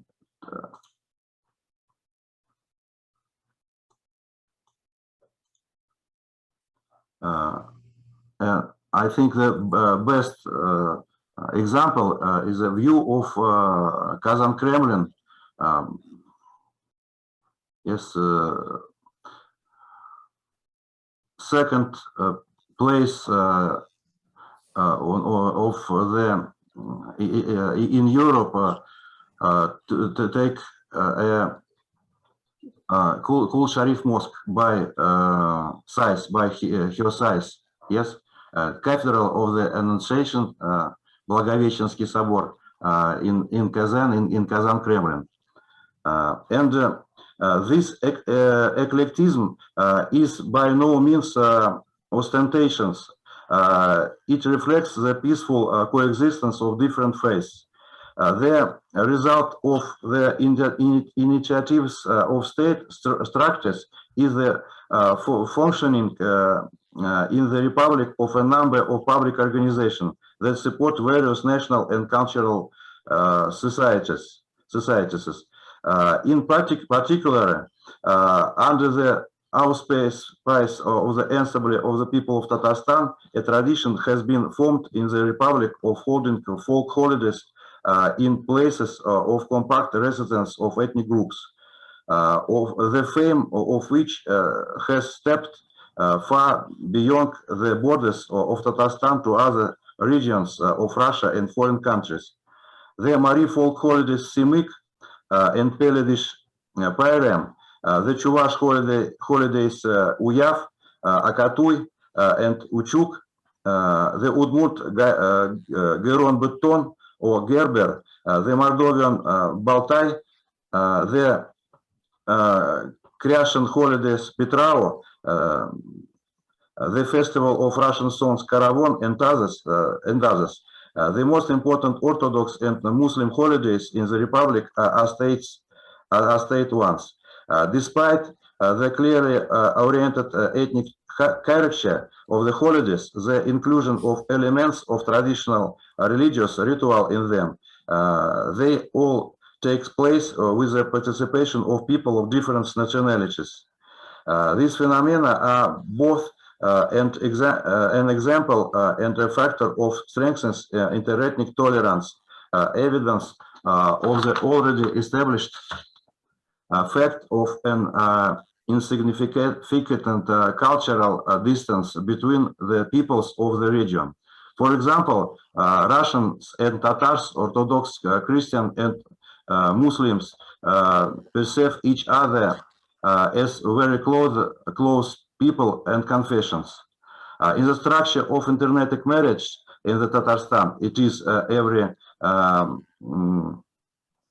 fourth marriage in cities and every seventh marriage in the countryside, in the rural settlements, and over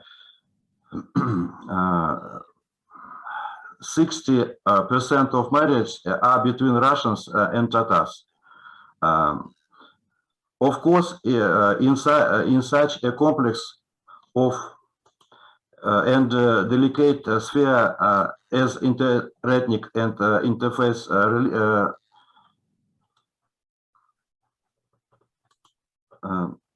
relations, one cannot do without vows and latent problems. Complications can be caused by the changing political, socioeconomic, and other situations. Or, in particular, last decades, the process associated with external migration, especially from the former Soviet republics of Middle Asia, caused concern. In 2017, the protest of the Russian-speaking population of Tatarstan caused a great resonance in connection with the reduction in the volume of teaching in secondary schools of the Russian language due to the increase in the volume of the Tatar language. Fortunately, there are few such violations of internetic balance in Tatarstan, and measures to correct them are being taken rather quickly. Thus, in the state of interethnic and interface relations in Tatarstan, we note common special features.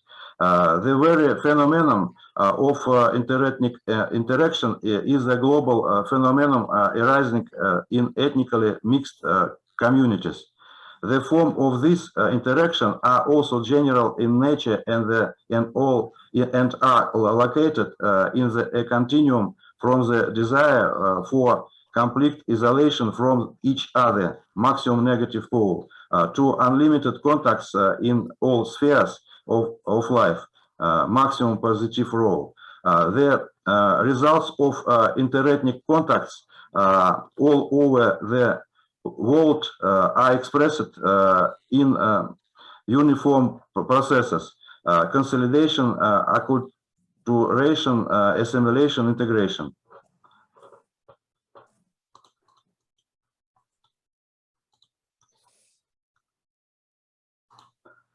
And conclusions. The specificity of Tatarstan in the variance of interethnic and interface contacts, a sufficiently high level of interaction and breadth of interchange. As a result, one of the distinguishing features of Tatarstan is the absence of problems in the field of interethnic and interface relations, despite the no heterogeneity of neighboring cultures and religions. Thank you for your attention. Thank you so much, Sergey, for your such an interesting presentation. And please, colleagues, do you have any questions to Sergey? You may to chat with him if you wish. or asking directly. I have one question, Sergey, when we are waiting for other. Something about Chuvashians, there is really very, very interesting such a diversity in Tatarstan, religious and ethnic and all that. But I know that Chuvashis, for instance, they're really very interested in their maybe possible Bulgarian origins. If they have something in their festival system, something that is correspondent with Bulgarian culture, Bulgarian festivity, I don't know, national or traditional feasts. Do you have any information about that?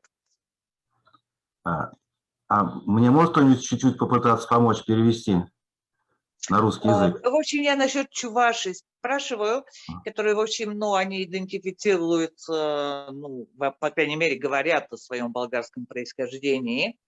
И ну, встречается ли это как-то связь с болгарской культурой? В общем, в каких-то праздниках, я не знаю, чествуют ли они какие-то болгарские национальные праздники, или, может быть, болгарские традиционные праздники, или это просто происхождение, которое, ну, может быть, и не все даже отчитывают, я не знаю, просто. Okay. There are many discussions between Tatars and Chuvashs, some part of only part of Chuvash historians about происхождение. Origins. About origins of Chuvashs. Yes, we our collective,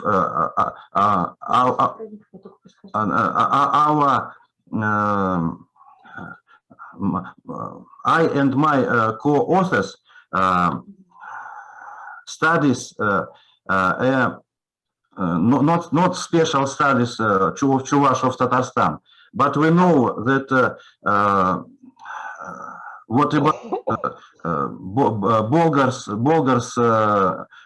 it is only original, but really in nowadays, not only in Tatarstan, but in Chuvash, in Chuvash Republic, there is no Bulgars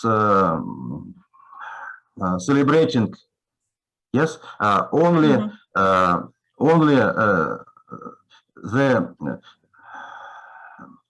celebrations about what I say earlier. Yes, Uyav and others. It is not Bulgar celebration. Yes, I know, and they're Turks and Bulgarians, they have more complicated origins now, as a theory. And there is really very, very interesting because we have students from Tatarstan, and if they're Chuvashis, they say always there may be Bulgarians, I don't know what. And so there is really very, very interesting. Other questions, colleagues? Yes, may I ask? Sure. Thank you, dear Sergey, for your very dense presentation with much material in it. And I would like to ask you, when people of different ethnicities live together, there are some cases elsewhere when during ritual masking, they use masks of another ethnicity as an image of foreign. Do you know about such cases in your tradition? То есть используются ли маски другого народа во время святочного ряжения, как, например, цыгане, евреи, да, вот какие-то такие, образ чужого, например, татары, русские или кто-то еще? Вообще в праздничных ритуалах маски используются крайне редко, особенно чужого народа. Вот среди тех... Ой, I'm sorry, я на русский перешел.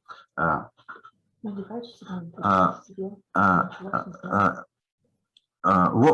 about masks in celebrating ritual?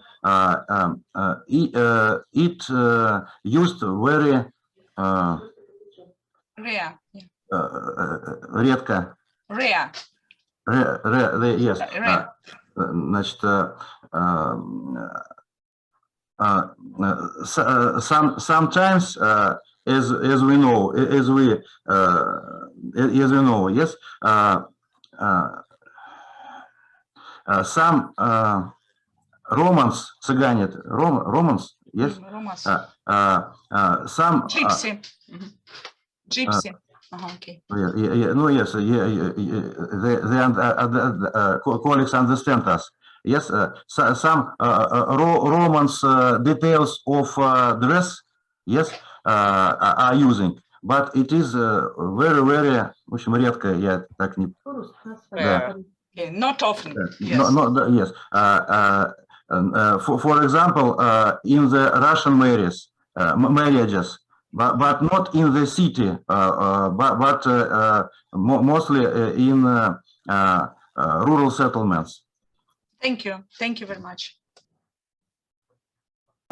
Thank you so much to everybody. Thank you, Sergey. It was really very, very interesting. And now I would like to give a word to Ekaterina Lagafova and Valeria Bondareva from Samara, Russia. And the topic of their presentation is sacred objects in the carnival villages of the Samara, Trans-Volga region. So little letters. Okay, Firia, please. Thank you. Good afternoon, dear colleagues. We are together with Ekaterina Lagafova. We are greeting you from Samara. We would like to thank the conference organizing committee for inviting us, and we are going to present the results of the research on the sacred space of the Chuvash villages of the Samara Trans-Volga region. A sacred space is usually understood as a territory that, from the point of view of local people, has special features and certain functions in their religious practices. The formation of a sacred landscape is a process accompanying human world development, during which, as noted by famous religion scholar Eliade, interruption of the sacred result in detaching a territory from the surrounding cosmic milieu and making it qualitatively different. Therefore, the study of the sacred landscape is of particular interest in relation to colonized territories, including the Samara Trans-Volga region, actively inhabited by agricultural peoples, including the Chuvash, in the 17th, 19th centuries. Founding villages and developing surroundings, the Chuvash marked them in accordance with natural features, purpose, and local stories associated with them. This is how they arose places of praise, sacrifices, cemeteries, and other spaces that required villagers' attention and respect. The research focuses on the sacred landscape of Chuvash villages of the Samara Trans-Volga region, which historically were mainly part of the Samara province, and now of the Samara region and the neighboring districts of the Republic of Tatarstan, the Ulyanovsk and the Orenburg regions. The choice of the region is also due to the ethno-confessional diversity of the Chuvash population, that is mainly Orthodox, but also includes pagans and those converted to Islam. It enables us to study the sacred space of villages in the context of religious practices of different confessions, considering the dynamics of religious processes. The Samara Chuvash have objects of various confessional origins, as well as varying degrees of functionality and relevance in modern ritual practices, from inactive form to complete oblivion. Significant sacred objects in the space of Chuvash villages were places of a village-wide prayers, of family and clan rituals. With the Chuvash adoption of Orthodoxy, churches and chapels were included in the in the list of sacred objects. The sacred space was formed as the Chuvash settled in the region and founded villages and rural communities. The facts are known when the Chuvash, who moved to the Samara-Transvolga region, transported, in the quotation marks, local spirits in carts from the places of their former residence, settled them in a new place, and continued to sacrifice to them. The Chuvash continues to sacrifice to the deities and spirits of the places of their original residence. Other sacred points in space recorded religious experience in developing the local landscape. Rivers, lakes, ravines, meadows, forests, fields, the experience of its interpretation in the context of both general ethnic religious beliefs and cult practices, and local ethno-territorial traditions. As Eliot noted, the territory becomes one's own only after its creation anew, that is, consecration, and placement on any territory is similar to the creation of the world.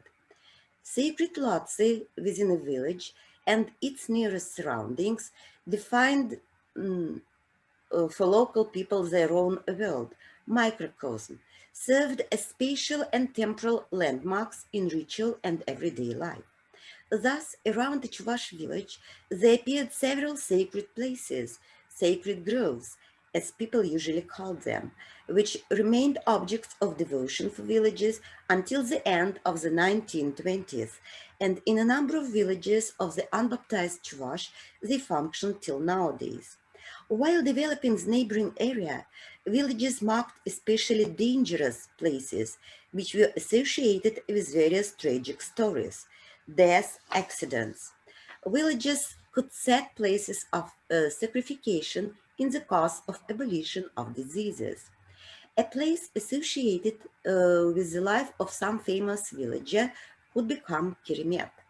In the process of Christianization, places revered in traditional religion were deliberately destroyed by adherents of Orthodoxy or got built up with Orthodox religious buildings. There are known cases of cutting groves, Kirimetiches, and construction of chapels and churches on the side of prayers. However, most villages were scared by such actions, as, in their opinion, they could cause misfortune. At the turn of the 19th, 20th centuries, under the influence of missionary propaganda, the Chuvash in most villages of the Samara-Transvolga region stopped pagan public prayers, which local priests constantly reported about. Over time, places of prayer got some new function within the Orthodox cult. At the same time, the number of visits to churches and occasional services ordered by the Chuvash increased greatly. It eventually resulted in the fact that the church located as a rule in the geographical center of a Chuvash village became its main sacred center. The most significant village events took place there: christening, wedding, funeral service, memorial services, festive services that determined the rhythm of the life of the village community. Transformation of religious life of the Chuvash under the influence of world religions, social and political processes of the early 20th, early 21st centuries, and globalization affected the functionality of sacred lots within contemporary ritual practices. Most of them relevant as sacred objects associated with the Chuvash religion and located in the villages where few pagan communities live. As a majority in their villages, they perform rituals in traditional places on behalf of all villages. Places of community-wide prayers, uchuk, were located as a rule to the east or south of the village, near the water sources, on the banks of rivers, near springs and streams, the water from which was used to cook sacrificial food. The trees themselves, such as willows and birches, became the objects of veneration. The place of prayer, Kirimet, is a ravine, a hillock near the ravine, a tract in the forest. Lonely growing trees, such as birches, willows, were revered. In some cases, it was located in the west of the village, in others, to the east. Kirmetiches of the Samara Chuvash were not fenced off, but in the past, there probably existed a fence or a small house. Kirmetiches of the Transkama and Transvolga Chuvash were first described in the 17th of the 18th century by famous travelers Lepechin and Pallas. In villages, there could be more than one Kirmetiches. In ethnically mixed villages, the Chuvash had sacred objects on their side of the village. There is in quotation marks. Along with public ones, there were also home Kirmetiches. Kirmetiches are associated with the spring-summer games Uyav, Vaya of the Trans-Volga Chuvash. Thus, villages of Staraya Afonkina started Uyav in the Aprasing ravine. In the village of Большое Mikushkina, they sang and danced in a round on the hill of Kirmet, Surche. A special place near Chuvash villages of the Samara Transvolga village, and the Transkam regions is occupied by the places of meeting and sing of Uyav.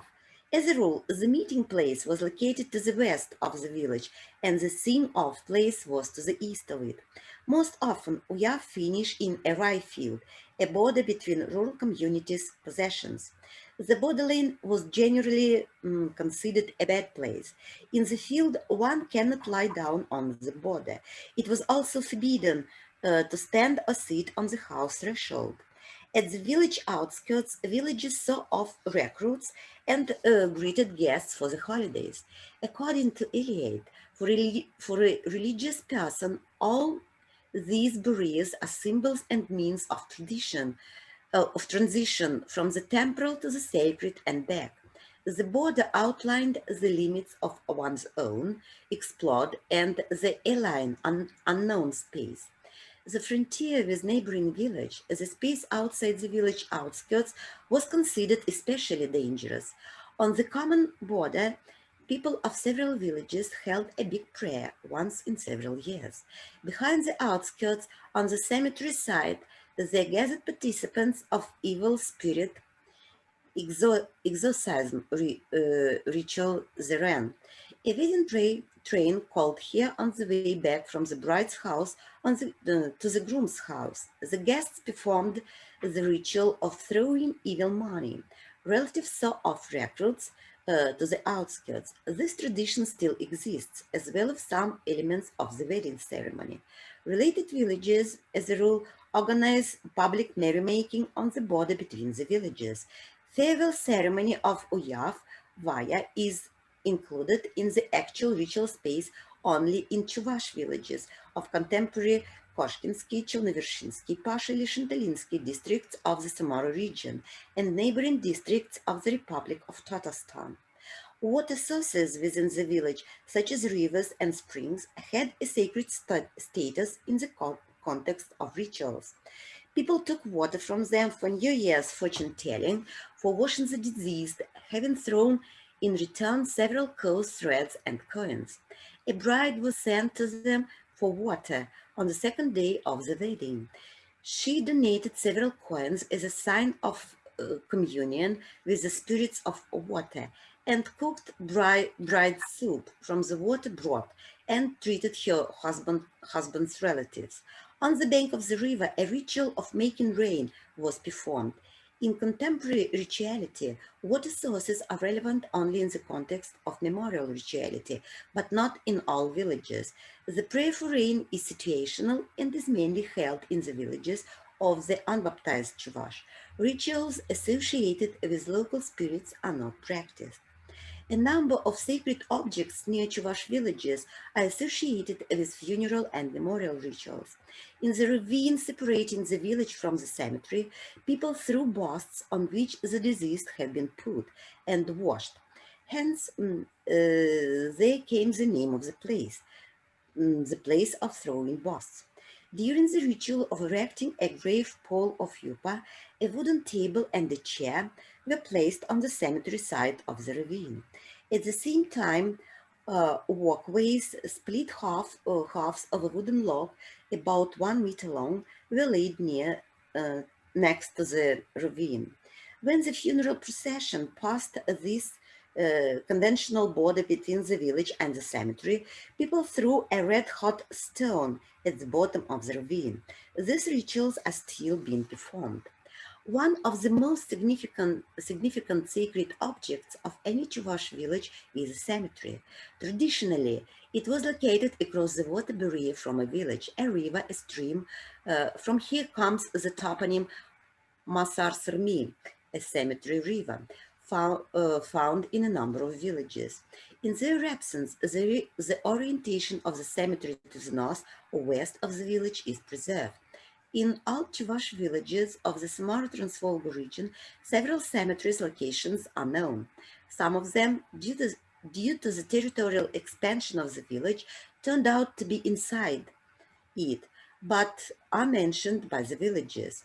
In Devlizerkina, the parish clergy and members of their families were also buried in the center of the village, next to the church, after the demolition of which a house of culture was built nearby.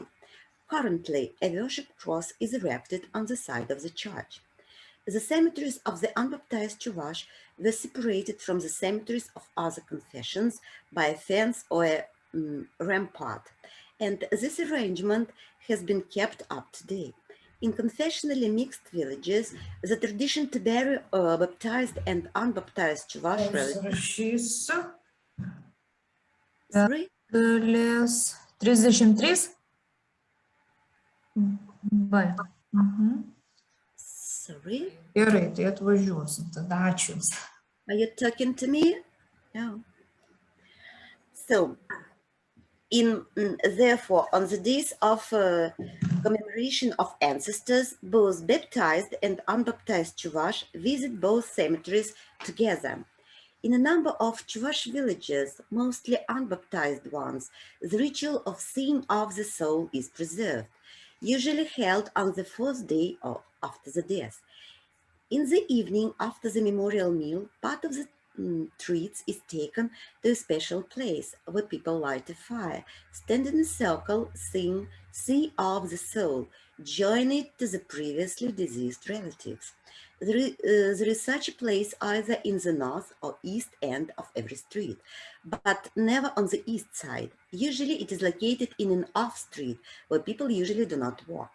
Places for performing funeral rituals are also located within the farmstead or around it. Some of the sacrificial gifts, especially taken from the funeral meal for the ritual feeding the ancestors Chivni, are taken out into the street to the gate pole from the outside of the courtyard or from the shrine outside of the house. This is the place where sacrificial animals and birds are slaughtered. In every street in the village, in the villages of the unbaptized Chuvash, there are also places for praying for rain. Much worse than other sacred places in the Chuvash villages are preserved places associated with deity of the house Yerech. Since Yerech was a clan deity, he lived not in every house, but only in the main house of the clan, where other clan members came with sacrifice, small Yusman cakes buttered with melted butter and honey. According to legend, Yerech lived in attic of a house or in a cage and could move to a new place along with the house if it was moved. But more often he remained in the place even after demolition of the house. And then this place was marked by the people as the abode of Yerech. For desecrating a place, the deity could send damage or skin diseases to the violator. Contemporary practices related to Yerech were recorded during the expeditions in 2021 in the village of Store Afunkina. Cardinal direction of the sacred places is related to their characteristics. Thus, the East was associated with the cult of the sun, with warmth, the birth of life, so places of worship and sacrifices were located in the East. In a number of cases, as Salmin notes, a synonym for east was south, which has similar semantic meaning with the concept of warmth and good. In Excuse me, Ekaterina, you have only 2 minutes left. Yeah, okay. Okay. Go to computer. Thank you. Thank you for reminding. Okay. So I'm trying to finish. Since the end of the 20th century, in the Chuvash villages of the Samara region, there is an active restoration of Orthodox parishes, accompanied by the construction of churches and chapels. Over the past 30 years, 18 parishes have been opened, 16 churches have been restored. Currently, construction of churches is underway in 3 villages. Along with the churches, springs are being landscaped and consecrated in the villages, and fonts and chapels are arranged near them. It is often due to the transformation of traditional places of prayers.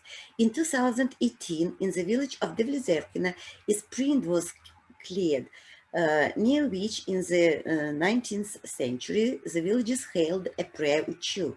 And at the beginning of the 20th century, Orthodox prayer services were held.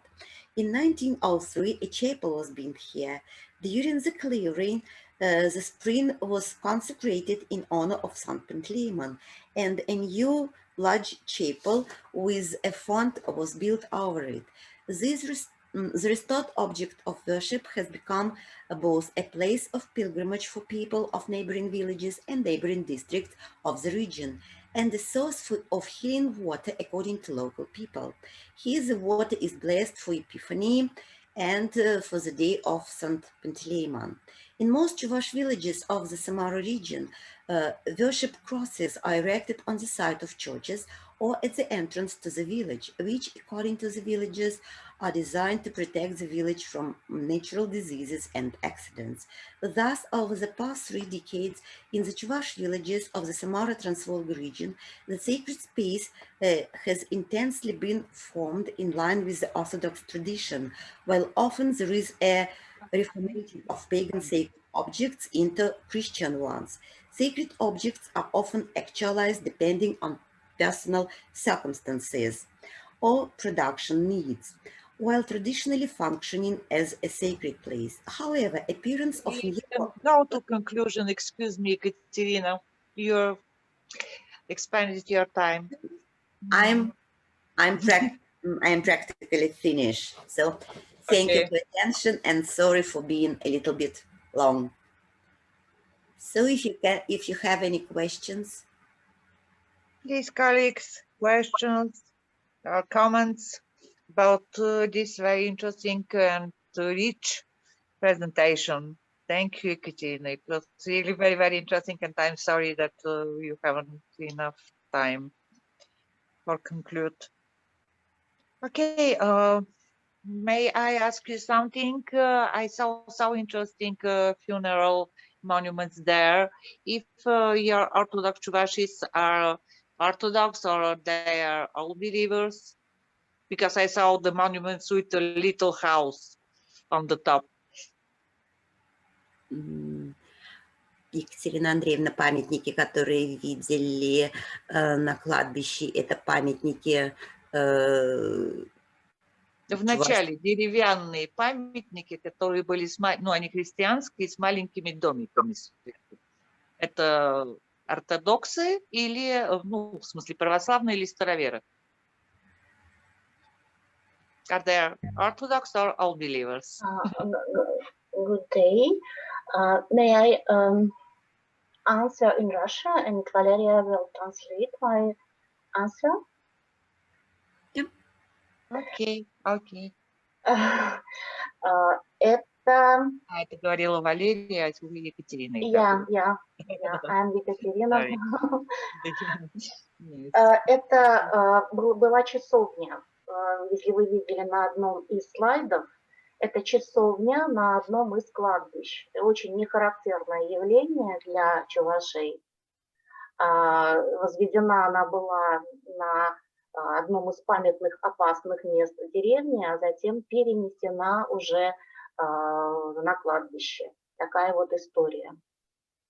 То есть маленький домик — это часовня? То есть это был крест просто надгробие с домиком сверху, как, ну, вы знаете, Нет, это не крест, это они называют ее часовней, на самом деле это часовня. Такие формы встречаются в Поволжье, но довольно редко среди чувашей, практически не встречаются. Я только видела 2 раза это. И они православные, не староверы, нет? Там это не староверы, там как раз-таки проживают некрещенные и православные, а еще татаро-мусульмане в этой деревне. Спасибо большое. Shall I translate it into English? So the slide you're talking about depicts a chapel, and it is such chapels are not characteristics of Chuvashes. They can be met very seldom. And first it was erected in a village, and then it was moved to a cemetery. And in this village, not only unbaptized, but also baptized Chuvash as well as Muslims live. Thank you so much. Any other questions? I didn't see nobody. Hello. Okay. Okay. Hello. Are young people participating in these pagan rituals? You understand? Молодые люди участвуют в этих языческих ритуалах. Да, участвуют, поскольку собираются жители всей деревни. Yes, young people participate in these rituals as well as nearly all villages take part in these rituals, the whole village. Thank you. Including the youth. Thank you so much to presenter, to you. And now we have our next presenter. It is Irina Sedakova from Moscow, Russia, and it will be about one festive month in the Bulgarian ritual year, multicultural genesis of March celebrations. Please, Irina. Ira? Yes, thank you, Katya. Žilvytis will show my presentation because unfortunately I have some technical problems. But it's okay, we see it. Yeah. Great, thank you. So in the focus of my today's paper is one segment of the Bulgarian ritual year, which is the month of March. Why did I choose this month for today's paper? It is one of the mostly condensed festive periods in the whole ritual year, and we shall see that there are so many feasts and holidays of various origin and genesis, so we have to designate this. Another reason is that the whole month is connected with a very strong image, folklore and mythological image of the Granny Marta or Baba Marta, old lady Marta, and it coincides with the Slavic name of the month, and it somehow constructs many of the beliefs and the customs of this March feasts. Another thing is that in the past, the 1st of March was considered the beginning of the year, of the calendar year, and is still this belief is still preserved among the Slavs, for example, in Albania, as my colleague Elena Uzinova showed recently in her paper on her field research in Albania this summer.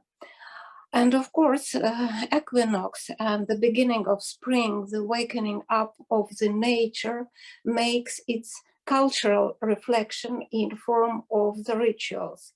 Next, please, Žilvytis. Now we shall see what are the holidays in March. The calendar dates are the following. The 1st of March, as I said, this is Old Woman Marta, or the church holiday of Saint Eudokia. Occasionally this day and the feast is called Baba Dokia, the shortened name of Saint Eudokia. Then we have a state holiday, a historical alluded to the liberation of Bulgaria from the Osmanic power, and this is a day off, a banking day. Then we have a social,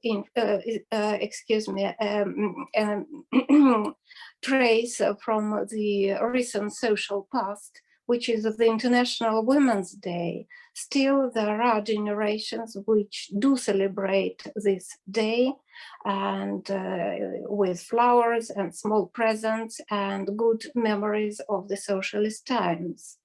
Then we have church holidays, which are a minor one, which is celebrated on the 9th of March, the so-called 40 Martyrs of Sebaste. In spite of the fact that in church it is not one of the 12 great holidays, in the folk tradition it is a big celebration, and it is still well remembered on the Bulgarian territories. And on the 25th of March, Annunciation of the Blessed Virgin Mary is celebrated, and this is one of the 12 biggest church holidays, Christian Orthodox celebrations, which is called in Bulgarian Blagovets, Blagostine, and other regional terms. And it is another important holiday liturgically, and so to say, its folk version among the Bulgarian population. To those calendar dates, we can add some other festive days, like the first 9 days of March, as I discovered in my field research near Lovech in central Bulgaria. And this is connected with the image of old lady Marta, which I mentioned already, who is supposed to be a very moody person with a cross character. And this is the explanation of the changes in the weather of March. It is typical not only for Bulgaria, even in Russia they say that March is so different in weather, but in Bulgaria the first 9 days are used to make fortune telling for the future year of every single person. I'll tell a bit more about this practice. March Saturdays, the first and the last Saturdays, so-called Martini Sebuti, are celebrated again in allusion to old lady Marta. The people are not advised to work but to make respect to this granny Marta. March New Moon Day, which every year falls into different dates. This is the day when people make special rituals with micro-dialogues to provide good crops for the next year. To those dates, we can add the revival and the development of the, so to say, festival mood of all the planetarian population when people want to celebrate. So the name days in Bulgaria become more and more popular. Every single day appear new professional holidays. Some examples like names days. 17th of March is the day of Saint Alexis, and 19th is the day of Saint Daria. And professional holidays as the 23rd of March is the meteorological date. Next, please, Žilvytis. This is today's calendar, and this year we had one of the latest Easter, which is on the 5th of May. The latest days is the 8th of May, and it was for the last time in 1983. What happens when we have a late Easter? What is the Easter calendric cycle? We have on this scheme, you see the 1st of March, Baba Marta, the 3rd of March, the official state holiday. We also see the 8th of March, which is the International Women's Day. We have the 9th of March, 40 Martyrs, and we have 25th of March, which is Annunciation. We have 2 Saturdays, Martini Sibuti, and we have 13th of March, the Saturday with new moon and corresponding rituals.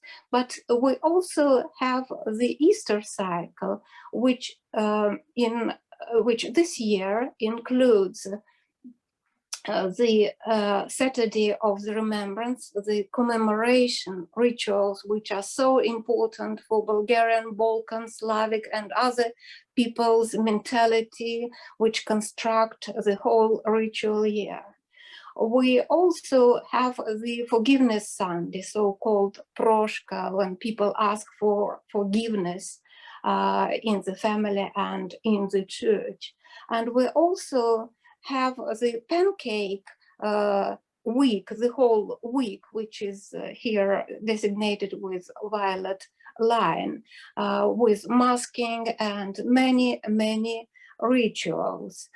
And we can see that the festive scheme is very condensed and filled in with so many celebrations, mostly of folk pre-Christian origin, mixed up with liturgical year. Next, please. Here is the earliest Easter, which for the last time was in March 2010. And we have another very important folk church, popular Christian celebrations here. We see Saint Lazarus Day, Lazarus Den, with Lazarite young girls and very rich customs in Bulgaria. We also have 28th of March, which is Palm Sunday, or Tsvetnitsa, when 1/4 of Bulgarian people celebrate their names, which originate from flowers, plants, trees, etc. It's one of the most popular national days, and it's one of the candidates for a national celebration, so to say. Usually, I didn't mention it yet, March fills into the Great Lent. And in case of the earliest Easter, we have the last 4 days, the Great Week, the so-called Great Week, with every day, with special preparation for the greatest holiday of Easter. Next, please. And this is the 1st of March. I'm sure everybody knows about Martinice, white and red threads, which are presented on the 1st of March and are worn till the first stalk is seen of swallow, and then they are given to the trees in monasteries and everywhere. And when we traveled before the pandemic, we saw such Martinitsa in Chicago, in London, in Luxembourg. I have pictures of Martinitsa on fruit trees everywhere, all over the world. It's a very important part of Bulgarian identity. And this custom of giving Martinitsa and celebrating the beginning of spring on this day is becoming more and more popular. For example, on the right picture, you see a Martinitsa near the grave. We can see new development of this ritual when Martinitsa put near an icon, and there is a huge discussion about new rites. Next, please, Žilvytis. As I said, Baba Marta is an important feature of Bulgarian identity. So in Russia, in Moscow, there is one Bulgarian restaurant, and Bulgarian diaspora called it Baba Marta. And you can see that at the entrance on the picture on your right, there is a huge Martinitsa, and there is a whole folklore scenario about this holiday, which is very far from the authentic one. It is very much commercialized, and the very holiday, the 1st of March, is severely commercialized because there are Martinitsa sold out in the markets, etc., etc. Next, please. And since, as I said, Bulgarian and all Balkan, so to say, celebration of the 1st of March is seen as a Bulgarian very important holiday, and it has pre-Christian, proto-Bulgarian origin supported by the Greek and Rome influence. We can also see in the March cycle, in the Easter cycle, when it falls in March, a very important date, which is a very ancient holiday with Thracian roots. It's Saint Theodore's the Tiro Day, the day of horse breeders' day, or it's also called horses' Easter, Todorov Day. This is the day when men and women called Todor, Todorka, etc. celebrate their names' day, but this is the day of the horses races, and the winner is honored, and there is a common table at the end of this day. It has the roots of the Thracian horsemen. We see the Madara rider from near Shuman in the northeastern Bulgaria. It's a relief on the mountains, and it is listed in the UNESCO Cultural Heritage World List. And on the right, we see the prototype, the Thracian horseman, which is kept at the Museum of Archaeology in Sofia in Bulgaria. So as we see, we have all sorts of holidays in Bulgaria. Now I will list these general ideas of 4 Christian feasts which dominate in March on the example of the 40 martyrs of Sebais, March the 9th. As I mentioned, it's a minor Christian holiday, but it develops into a big one. In Russia, it's known as Soroki because 40 is Sorok in Bulgarian, so it's folk etymology, which is connected and alluded to the birds, magpies. But in Bulgaria, it develops numeral symbolic and generates folk etymology because Saint 40 martyrs is pronounced as Sveti, or shortened Sto Mladenci, and it is supposed that there are 140 something. And this day, people are supposed to have to bake. Women are baking 40 small breads or biscuits. Men drink 40 drops of alcohols. Girls make 40 stitches on new dresses. There are planted 40 or 140 plants for crop producing. In the rivers, there are 40 crayfishes catched, etc., etc., etc. There are bans on work as on any other big holiday or Saints' Day. And in Lovich region, this day is called Svetite Prokletite, the crossed days. And we know that the church name for this holiday is 40 martyrs, not 140. As I said, this is one of the New Year days. It's beginning of the spring, summer. So there are initial rituals when women cut hair so it grows better. Some initiation makes every single person.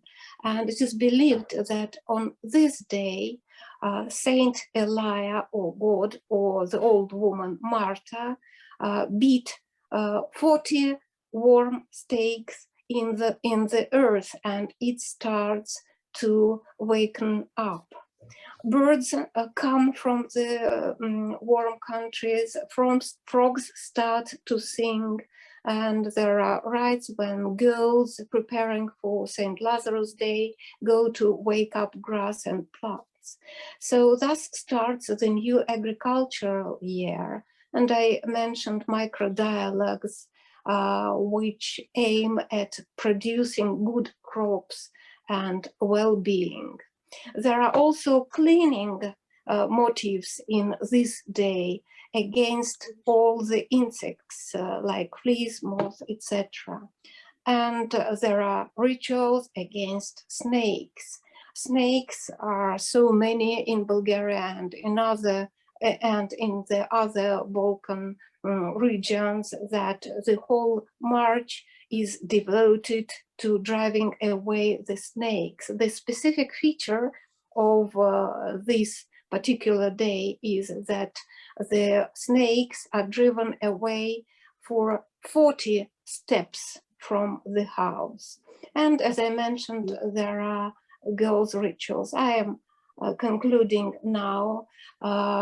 So March is interesting for us as the condensation of all sorts of festivals coming to our days from ancient Thracian heritage, and which are being renovated now with all those international and planetary, so to say, influence. March is the beginning of the year, and the natural changes change into the cultural ones being celebrated in the ritual year. The image of the old lady Martha is in the focus of many March feasts and ordinary days. Another thing which you probably have noticed, that one idea is being repeated in the scenario of several successive festivals, like driving away snakes is repeated on the 1st of March, on the 9th of March, and on Annunciation on the 25th of March. Local diversity of the feasts, I try to show it. There are original distinctive features of 40 or 140, let's say, drinks, drops, etc. And last but not least is the role of the Bulgarian language for development of some beliefs and rituals which are based on folk etymology. Thank you so much for your attention. Thank you so much. It was really very, very interesting. Such a rich month, it's incredible. So much things, so much feast. Do you have any questions, colleagues and friends? Please.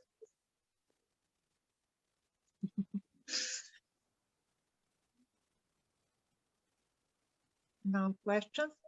But I would like to ask Irina, if it's possible, is the March the richest month in Bulgarian traditional, and not only traditional, the state calendar?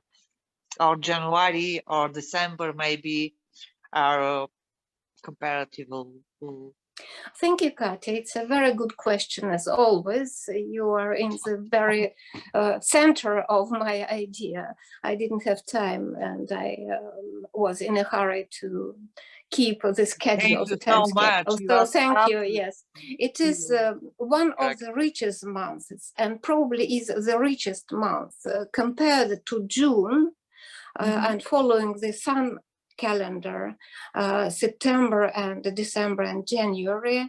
It should be the same, but March includes, as I showed, the Easter holidays. It makes much more richer. It includes the preparation for Easter.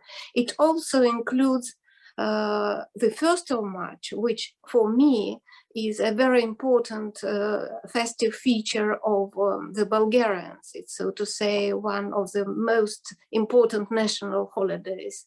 Nothing similar in June and September and December.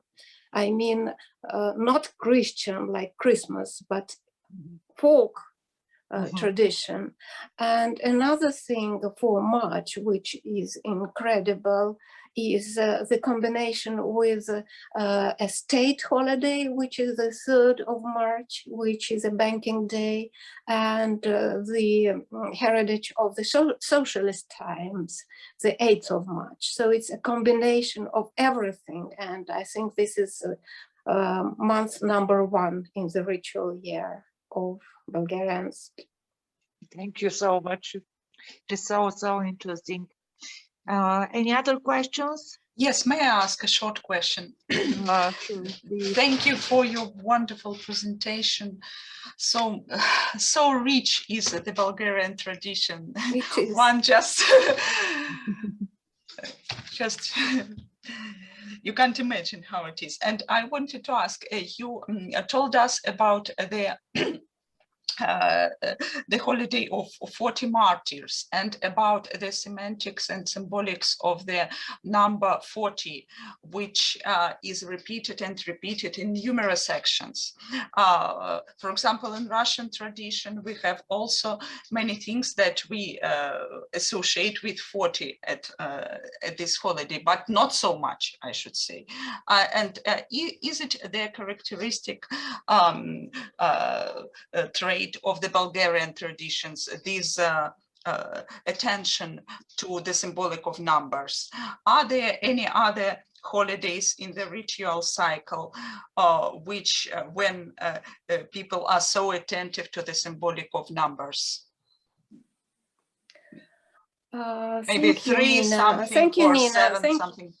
Thank you, Nina. Thank you for, first of all, for your remark that Bulgarian calendar is very rich. It is very rich and it is very well preserved. Thank you. It's one of the archaic areas, as Nikita Ilyich Tolstoy noted in his first works. Yes, 40 is very important, but here we have a Christian legend or narrative about 40 martyrs of Sebei. So it comes from the church liturgical tradition, and it is supported, I think, by the symbolics of the 40 days after the death of somebody, 40 days in those folklore customs, etc., etc. It is interesting that on the 6th of March, there is a holiday of 42 martyrs of another place in Rome, but it is not celebrated at all. And we have no idea why the calendar is so selective. Why is the 9th of March, the 40 martyrs, developed into such a huge holiday, both in Bulgaria and in Russia, but they go into different symbolism. So I would think 40, it is supported by this idea of importance of 40. But this day does not have any commemorative signals at all. It is not connected with the soul or some other rituals. It is interesting, yeah. Thank you. Thank you. There is a question from Lina. Yes, but excuse me, we haven't a time, maybe in chat or... Lina, are you agree? Yeah, I think I will write in the chat. Okay, thank you. There is another comment in the chat about Turkish influence, but we will discuss later. Okay, thank you so much, Irisha. Thank you so much to everybody. And now the next presenters are Marek Kyiv and Andres Kuperjanov from Tartu, Estonia. And the name of the paper is Unification of Baltic Sea, the Night of Ancient Bonfires. Are you here, Marek? Yes, welcome to our office, and you can party. See you also, Andres. Hello, hello. Greetings to all of you.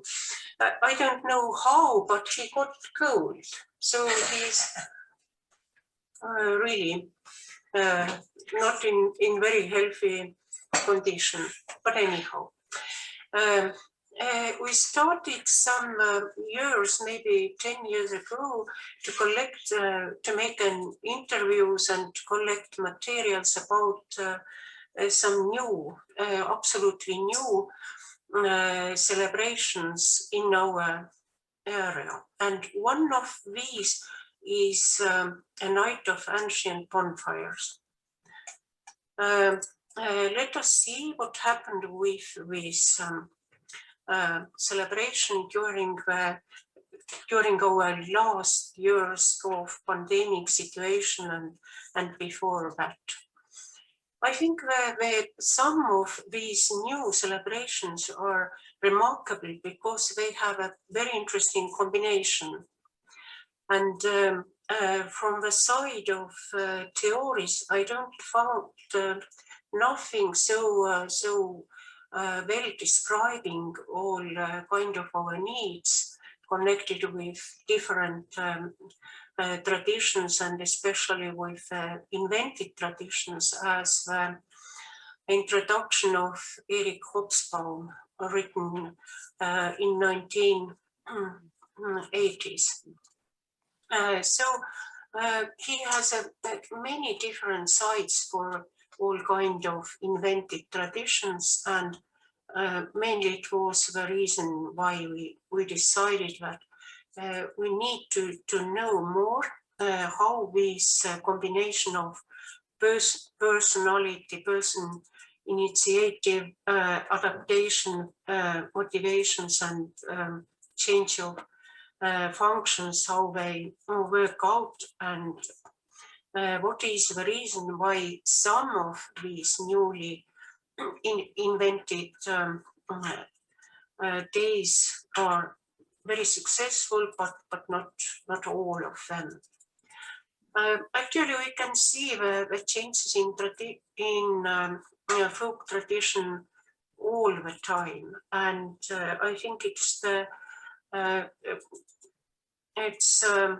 depending on the size of the group, how much attention will get, for example, the professional feasts or traditions of kin or some village groups, and so on and so on. Also, in contemporary times, I think quite important are the traditions of minority groups, and especially all kind of esoteric and spiritual groups, because they are using very well kind of PR work, and many of them are just now very visible in wider audience and in the also in society. So what are the strong sides of invented ancient bonfires? End of the summer, actually all our educational institutions, they start on September 1st. But again, the end of August, it's typically the time when most of people, they have a end of their vacation, or maybe not whole vacation, but they had a 1 week out before the kind of hard work in office or in factory or whatever.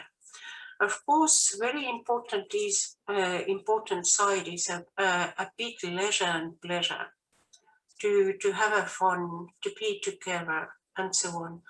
And no dress code, plus going outside, going to the nature or going to the coastal area, and so on. And the next question is how it began. And it's obvious that it began at the same time, almost at the same time, in Finland and in Estonia. In Finland, actually, there was a very interesting mixture, as somehow it was a political event, because Finnish Republic had celebrated anniversary, and also there was anniversary of Northern Council, which is very important in Scandinavian era. And also, actually, it's very, very well known that the Viking era and Viking music, Viking traditions, and so on is quite important for Scandinavia, but we can see that through the music, some styles of music, they are worldwide very famous. The Turku, which is interesting, partly Swedish speaking area, it was also a good reason to celebrate that the first description of the fire coast, it was some 700 years earlier. In Estonia, actually, it's so that Finland is here, and actually Sweden is very close here. So the first place where the Nights of Bonfire started, it was at the second biggest island, Hiiumaa.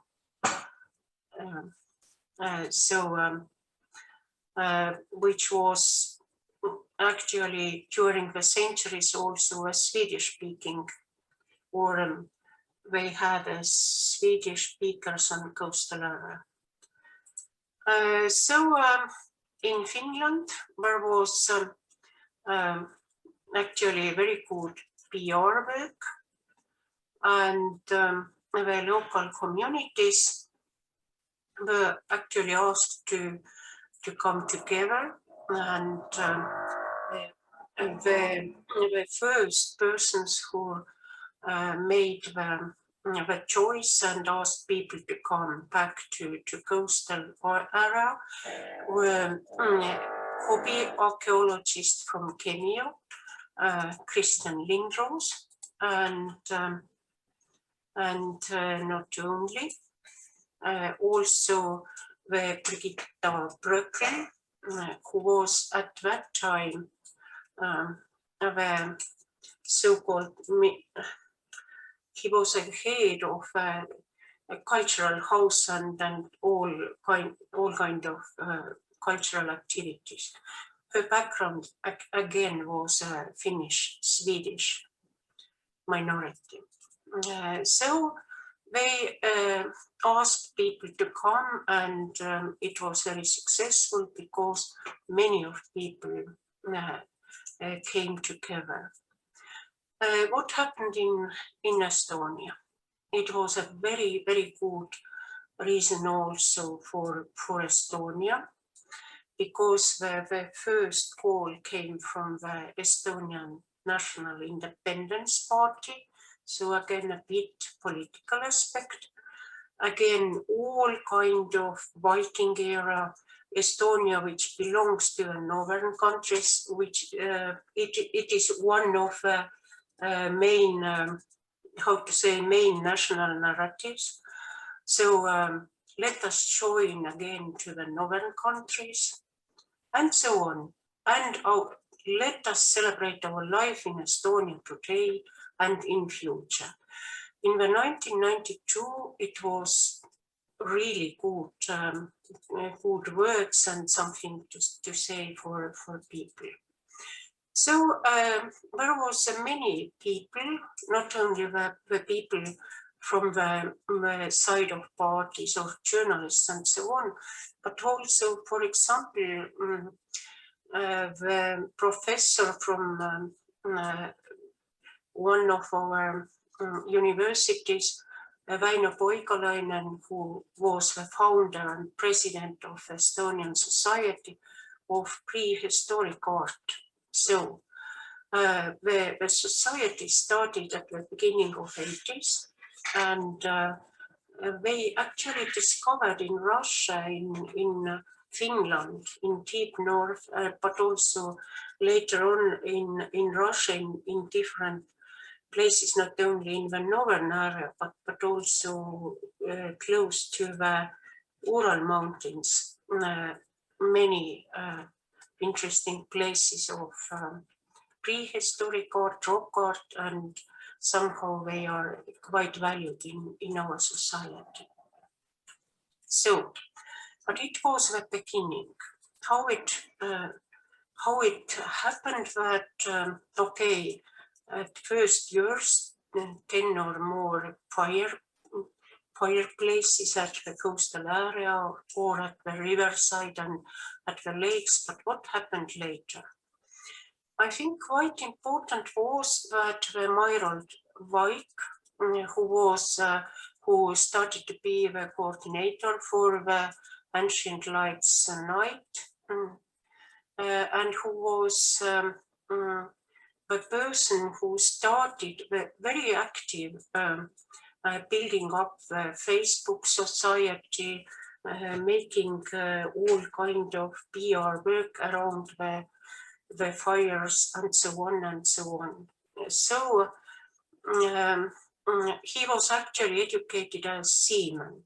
So after the active work, she's not very old. I think his age is close to 60, but I think he's not 60 just now. So he made all kind of web pages, asked to come together and so on. So as you can see, Estonians have a wide diaspora everywhere, and it means that at the beginning of 21st century, the spread of ancient bonfires was quite wide. Not only in Finland, Estonia is full, of course, also all kind of Swedish and other places, but also United Kingdom and other places where Estonians live. So you can see the next map where are the bonfires also at the coastal area of Latvia. They also reported that there was some bonfires in Lithuania. It was the reason why we thought that maybe it is something which will connect us, all of us. And as I said, the diaspora is quite wide, and idea was not bad at all. So we can find some bonfires at the end of August also in Northern America, in Asia, of course Australia, which is full of Estonians and Baltics and so on. So one remarkable year was 2015, because just at that time the Mairold Vaik, she asked people to register their real bonfires and he had a quite huge amount of followers. So he also, for us, he described how he, when and why he started to work with festive day.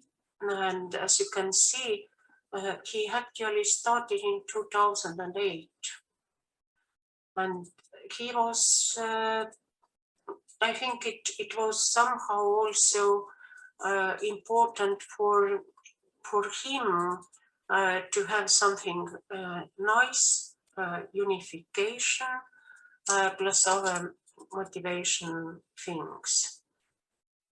So he had blogs, he put out the photos people sent to him from different places, and of course it's quite emotional to have a look, because the end of August actually in Estonia the nights are very dark, and it's scenic to be at the coastal area and have your own campfire. So, of course, the year Estonian Republic 100, it was so full of different celebrations, but also the event was in the official list of celebrations. So it was that people can make for Republic as their own personal gift or present. But what Myrold told, and I think it's remarkable that he was sitting all the time before the Facebook and computer and so on, but the best evening has been with my family by a small campfire in a place where other campfires have been seen along the coast, and that's true. It's really beautiful. Actually, the commercial side also, because it's not only very visible and emotionally nice, but not everybody wants to make their own campfires. So it was a huge possibility for different music makers, for different not only musicians, but also for artists to make a nice performance and so on. And very soon people realized that it's so fun to travel to the coastal area, but why we travel if we have our own river, our own lake and so on? So it was somehow adapted to fix also all what people needed in their own home places. And of course the music, as I said, music from the very classical music to a metallic ethno-metal, as you can see here. So and because people are travel from side to side, it was not a problem to visit the music and bonfire what you like most. Of course, there was another side, and I like this one very much. It was also started with Myrold Vaik, because he was the first one who said that actually it's environmentally very important that we will have a fire, we will have a celebration, but please clean your beach. No plastic bags, no sky lanterns and so on. And it reached to the public campaigns with children who actually cleaned the beaches, cleaned surrounding the water bodies and so on and so on. And I think it was one of remarkable side, because quite typically is a huge festival, and the paid companies or paid persons who will clean after your celebration and after your party. So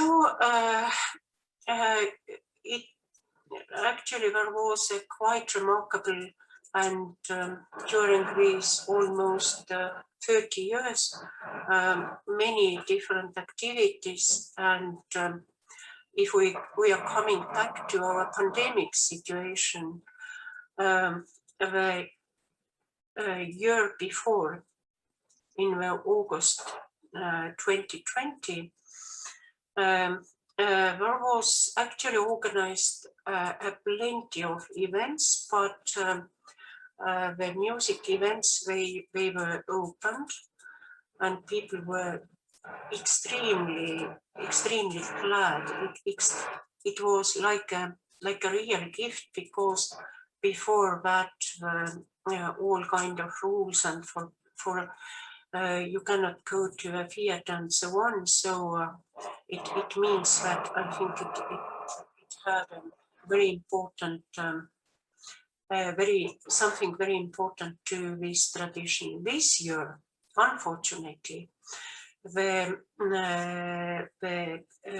pandemic had a very bad influence again at the end of August and September. So plenty of huge events and music events, huge bonfires, they were forbidden. People celebrated at smaller campfires and so on. And actually there was many protests against the rules, and people were sure that actually we need culture for as reward. We need culture as something which makes our everyday life, gives importance, gives kind of value for our everyday life. And for me and for Andres, we found that it's so interesting, so new event, but people are saying that it is value for our winter, it is value for our life. We must have possibilities to come together as a groups of friends or as families, young and old. And if you are asking who are visiting these campfires, and or it's very obvious that all generations, but more adult and younger people. So I think it's more important for younger people. Yes, in August our nights are dark, but not so warm anymore. So it's a short conclusion about the situation with bonfires and how lives one of many newly invented celebrations, important new days. Thank you very much for your attention. Thank you very much, Mara. Very, very interesting, really. Absolutely concrete example of invented tradition. And colleagues, do you have any questions? I think you have a lot, maybe, because let's see, we have to. Oh, yes, we have some question from Anna Kuznetsova. Would you like to ask directly? I think we have, we may use 5 minutes more. Well, do you hear me? I'm just using various gadgets for getting. Yes. So, we hear you. It's a fascinating example of a newly invented holiday celebration, which sounds to me a little bit more commercial, maybe than, but maybe it's. I'm wrong. I would like to know whether, out of ignorance, whether there are any holidays in Estonia previously known, which were celebrated at the end of the summer. No. Never. Absolutely empty space.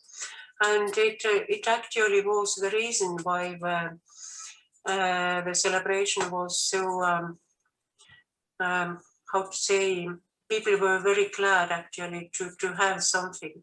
Actually, our calendar is quite empty in July and almost empty in August. There are no remarkable church holidays, but also public events. Yes, we have kind of a day of re-independence on the 20th of August, but people are celebrating it in very quietly. It's a free day off, and people are celebrating it at home quite quietly, and it's one day. I think one important key is also that it is the last weekend in August, and it's Saturday, so you have time to recover afterwards during the Sunday, yes, and you can prepare all these school things, and so I think it's not so so commercial, because if you look amount of bonfires and concerts, I think concerts, they are, or music making, and then theater, they are actually the most commercial things. Typically the tickets are absolutely cheap or without payment, where the local authorities sometimes pay for the tickets. So I think that the most important are actually the bonfire, to make yourself a bonfire. Yeah, that's very interesting, but it sounds like there was so much said about identity of the community. Don't you view such a holiday as an attempt to unify people around this event, bring them together and yeah. I think it's very important for families and friends, but also villages, of course. I am typically not at the end of August, but I'm typically I have one place in Saaremaa, in the biggest island, which is, say, 3 kilometers from the seaside. And all villages just now, they are trying to find out the time when all the people who live in their villages, they can come together to have a conversation. And I think important is also the side that just now there is no, so people, they are making the food and bringing together. It's homemade, homemade food. There is no kind of public places you can buy the food. Of course, close to the Tallinn, the situation is not the same, because Tallinn is capital city, and when the restaurants and so on, they realize that somewhere is some event. Of course, all commercial side is coming very, very rapidly, and you can see that the commercial side is very important.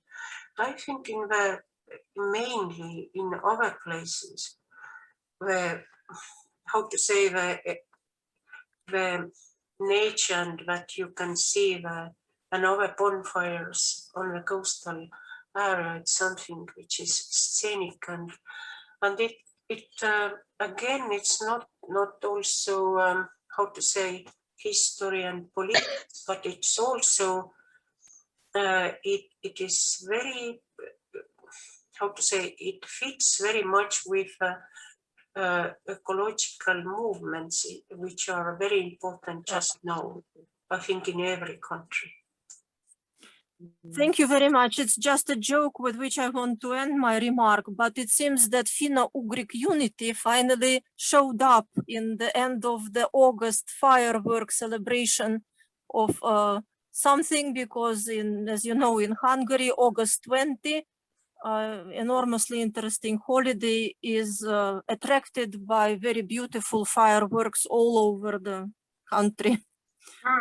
Okay, thank you. You can discuss after. I'm so sorry. It's really very, very, very interesting, and I would like to see this feast. It's incredible.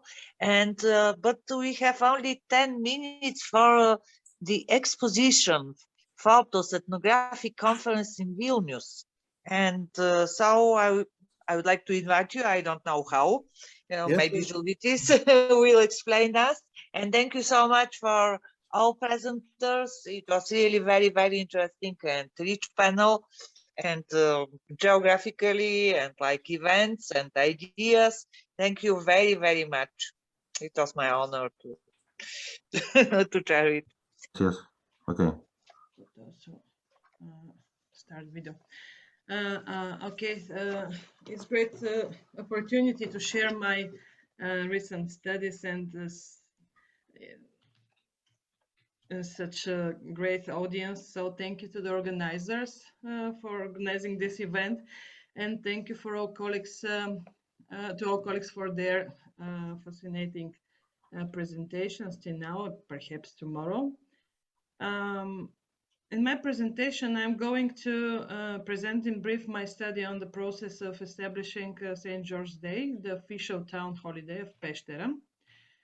Although this holiday has a short history in this particular town, its study involves so many discourses and historical context, so I will try just to mark the main points. I have done the study this year, and it was part of my work on the project Civil Festive Calendar in Bulgarian national and local dimensions, funded by the Bulgarian National Science Fund. You know, I have to say this. Oh, it's not. Okay. Peštere is a town with about 16,000 people, located at the foot of the Rhodops mountain in the Pazardzhik region. It is the center of a particular municipality that includes only 2 more villages. The place has been inhabited continuously since the Bronze Age, and the main archaeological remains are around the fortress of Peristera. The town reached a significant development during the revival period in the end of the 19th century, when 2 remarkable churches were built in the city, as well as some other buildings have survived to this day. Although the whole region joined the April uprising, Peštere did not rise and was therefore saved from destruction, unlike many others in the region that was destroyed by the Ottoman army. In any case, the April uprising remains a significant event in the local memory, and locals celebrate its anniversaries annually. It might be interesting for our colleagues from Lithuania to mention that Peštere was liberated on January the 1878 by the Life Guards Lithuanian regiment, but they did not enter the town, but fought near Plovdiv. This date is commemorated annually within the local calendar. Peštere developed as a polyethnic and multi-religious city. At least since the 16th century, Muslims have lived alongside Christians in a ratio of 3.5 to 1. In mid-19th century, the Christian population split into the so-called Greeks and exarchists, communities that supported the ecumenical patriarchate in Istanbul and used to serve in Greek in their churches, and others that held in Bulgarian language and were part of the Bulgarian Exarchate, founded in 1870 as a restored Bulgarian independent church. The two churches in the city, you can see here the pictures, St. Demeter and Virgin Mary, particularly built to serve the Greeks, were distributed between the two groups. On the last quarter of the 19th century, a large community of Gramusteans, better known as Romanians, settled in the town, but in Peșteră, they were particularly called Vlachs, who until then were part of nomadic cattle breeding groups. The time when Roma communities settled in the town is not clear. Probably the process began in the 19th century and was influenced by the attempts of the Bulgarian state in the 20th century to make the Roma population settle. Bulgarian migrants from Macedonia also arrived in the early 20th century. After the liberation, about 2,500 Bulgarians, 800 Turks, 350 Greeks and 50 Gypsies populated the town. I should admit that this is not a Greek ethnic community, but a political one. The evidence is in the next census when this community disappeared without migration. According to the last census in Bulgaria, there are about 60,500 Bulgarians, 2,800 Gypsies, 800 Turks, and 250 Vlachs. The presence of Vlachs is not typical for this part of Bulgaria. They inhabit mainly the northwestern part of the country and in Rhodops. They have small communities in several settlements, such as Peșteră, Răchitul, Brățigu, and others. They are organized and visible. In 1993, the Society of Romanians in Peșteră was founded, and the museum collection of the Romanian ethnic group in Peșteră was established. There are also two mosques in the historical town center and two large Roman neighborhoods, which are ghettos actually. So here I outlined the directions of separations according to the calendar priorities and confessional and ethnic tensions. Although there is an apparent cult of Saint Petka, the town of Peșteră has never had a fair, and during the socialist period, two parallel holiday complexes developed. One is the so-called Spring Days of Culture, held in April, and the other one is the festival in late July at the resort of St. Constantine, located near Peșteră. In the town vicinity, there are 11 so-called țărcoviște, or churches, sacred places on its outskirts, inherited ancient chapels or consecrated places, or obroci. They are dedicated to various saints and Saint George, among others. Some scholars interpret this diversity with the thesis that Peșteră was a conglomeration of small settlements in the past. However, for the Rhodops and the Balkans in general, it is typical to name different places after saints, primarily peaks, remarkable natural formations, or places where many people can gather together. So in the early 1990s, when most Bulgarian cities were looking for their identity, Peșteră had not developed its local calendar center. However, this was also the time when ethnic tolerance and coexistence were highly considered in Bulgaria and post-socialist countries in general. In 1994, the town mayor proposed to the municipality, to the municipal council, to vote on the 6th of May as a date for the Peșteră town holiday. Until then, there was no prominent town's tradition of celebrating this day. Only rare initiatives related to the military garrison in the city and St. George's Day was declared the day of braveness and holiday of the Bulgarian army in 1992. The mayor's motifs contain the following. You can read here on the slide. It is a holiday celebrated by Bulgarians, Vlachs, and all nationalities in the town, as most other considerations were connected with the feast organization. The speeches by municipal councillors, including a Turk, mentioned all minorities in the city respect this holiday, and this date is a unifying date. The 6th of May is also one of the most appropriate dates In my opinion, it is known from history that there were healing springs outside Peštere, and everyone went there on the day, the Turk. For the first celebration of St. George's Day is as a holiday of the town. The local historian Atanas Punev wrote a short history of Peštere and presented it as a report at the solemn meeting of the municipal council. In this book, he notes, this is a day of victory of good over evil, a day devoted by Bulgarians and non-Bulgarians, by Christians and non-Christians, a day of universal morality. When I was in Peštere in the spring to observe the celebrations, I talked to representatives of the municipality and the cultural sector. To my question, why does Peštere celebrate St. George's Day? They invariably answered that this is the day that satisfies all citizens regardless of their confessional or ethnic affiliation. This is a precedent in the experience, in my experience, studying urban festivities. Usually the holiday is traditional, associated with the main church, with an important event such as liberation or declaring a town.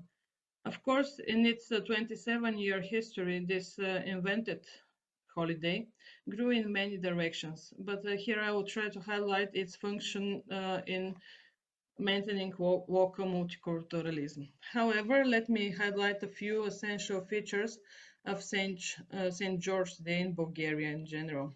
It is an extremely significant traditional holiday that is related to the agricultural cycle. We have developed code of St. George in all regions of the country. It was declared the day of braveness and the holiday of the Bulgarian army, which means that it's an official holiday and a day off. It's a name day of many Bulgarians. The name Georgi is in the top 3 of the most common Bulgarian names. And after all, a holiday of only 11 towns and cities in Bulgaria.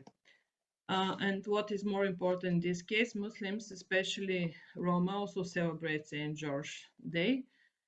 There was an inscription of the list of UNESCO list of intangible cultural heritage of the so-called Hederles or Ederlezi. At the local level, all these meanings of St. George's Day are important, but to varying degrees. Now I'll look at several discourses at the local holiday actors network. Initially, the organizers were only the local military garrison and the community center, which means cultural managers representing the local community. Throughout the years, priests have held various services, liturgies, prayers, blessing of waters, so the church has also been involved as an actor.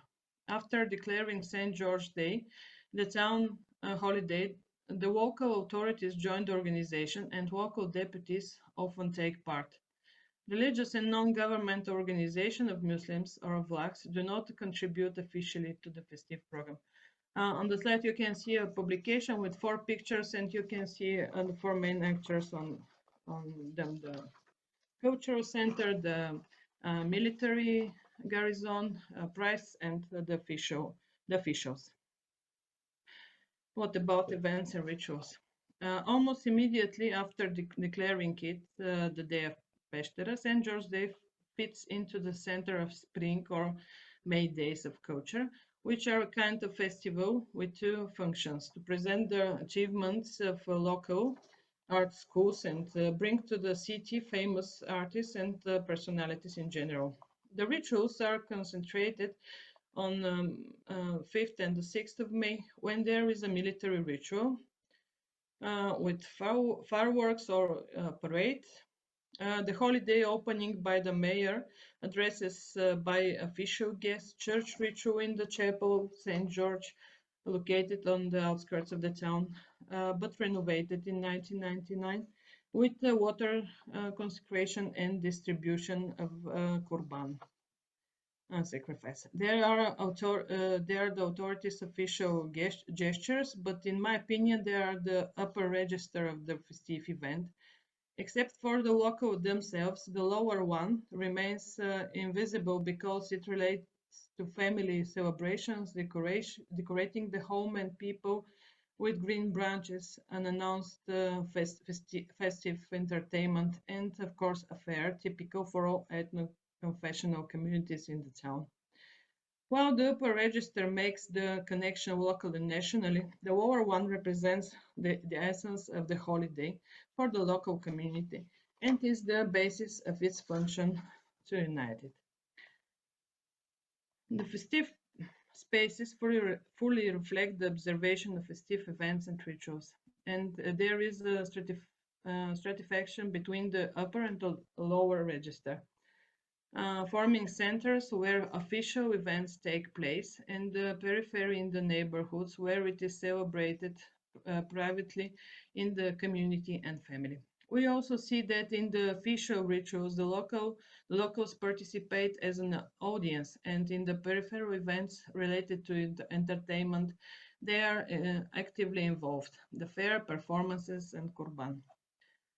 The festive narrative, is formed both by the published and widely distributed texts about the holiday's history and its messages, and the oral speeches within the rituals. The festive narrative is the discourse that most closely builds the essence of St. George's Day as a multi-ethnic and multi-confessional holiday of Pešter. Almost every year, the citizens are reminded why it was chosen as a holiday and of its messages of tolerance. Over time, St. George's Day as a holiday is separated from its explanation as a holiday that everyone celebrates, and this message finds a place along with the wishes to the citizens. The place of St. George's Day in the regional calendar is significant. It is at the beginning of May, when the anniversaries of the April uprising are widely celebrated in the region.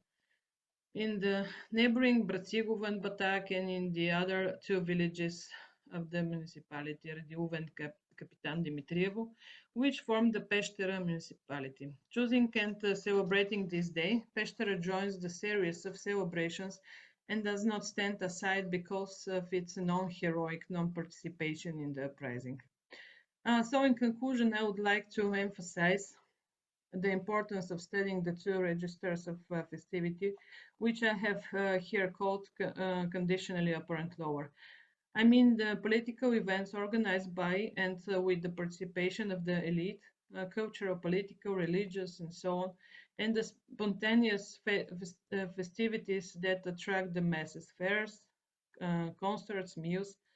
The upper register is an activity and space is strongly influenced by the national traditions in the public holiday celebration, while the lower is universal for all holidays in general. It is a combination of traditional beliefs and rituals, entertainment, and shared food. The festive narrative connects the two parts and translates the meaning between them, including what is essential to the masses and sending them the message of the elites. This schematic presentation sounds suitable for any holiday, but I'm sure that in Pešter only St. George's Day could fulfill this model. I would paraphrase Michael Collins, who claims that although in many countries St. George is considered a national saint, he is actually a multicultural and ecumenical one. This also applies to his day, which, although often used for nationalist purposes, has all the features to serve as a polyconfessional and polyethnic holiday. Thank you for your attention.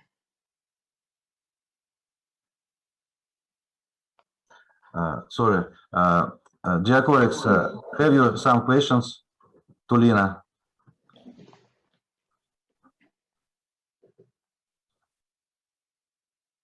Lina, please delete your presentation. Okay. Some questions? I'd like to ask if possible. Okay, yes. Lina, thank you so much. It's a wonderful project and a wonderful paper. It's growing in front of our eyes, those holidays. My question is very logical, I would think.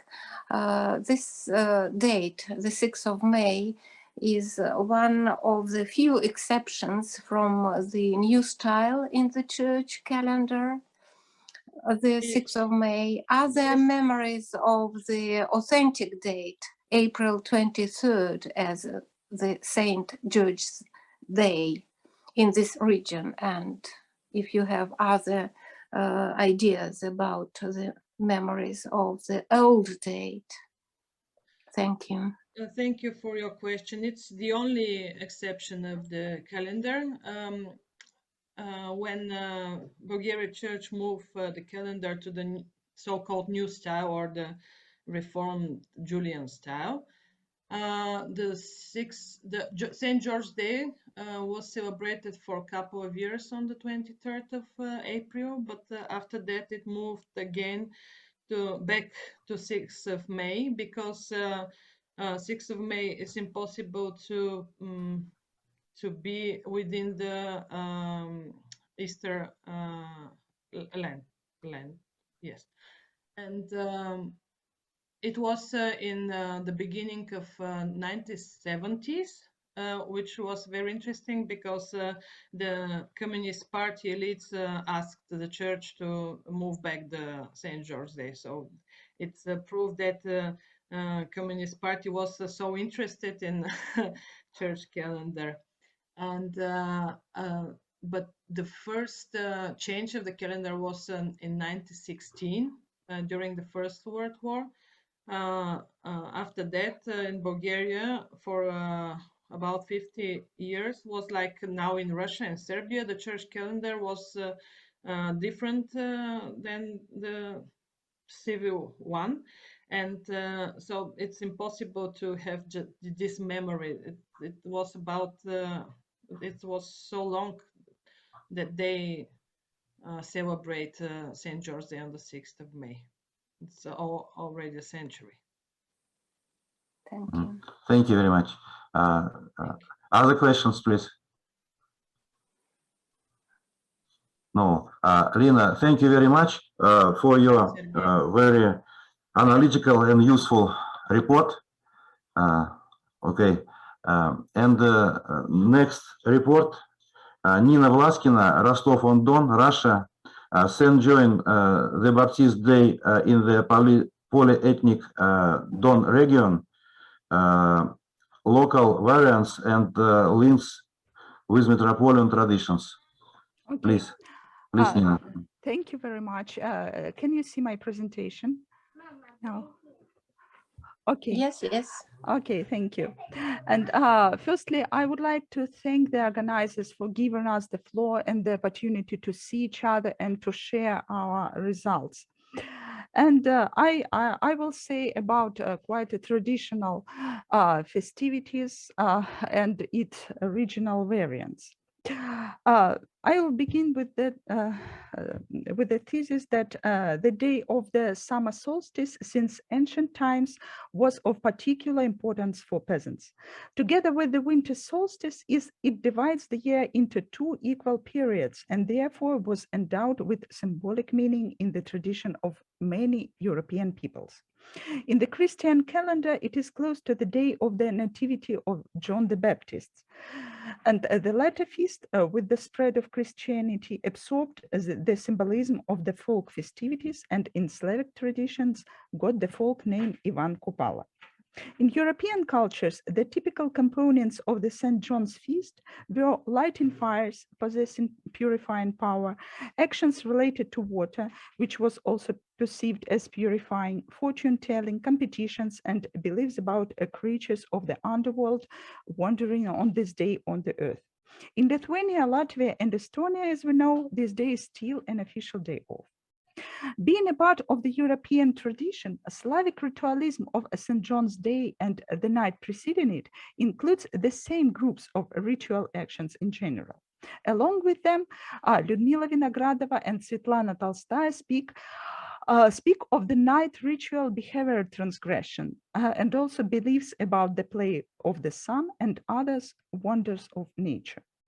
Before the revolution of 1917, the territory of modern Rostov and Volgograd regions was one administrative unit, which was called the Don Host Land or the Land of the Don Army. Don is the largest river in this area. Its population consisted of the Cossacks and peasants, originated mainly from southern Russian and eastern Ukrainian territories. The events of St. John's Day here inherit the traditions of the metropolitan territories. By the turn of the 20th and 21st centuries, midsummer rituals were preserved mainly in memories, reflecting realities of the 1930s, 1970s. In this presentation, I will summarize and map out the available ethnographic data on beliefs and rituals related to St. John's Day on the territory of the former Don Host Land.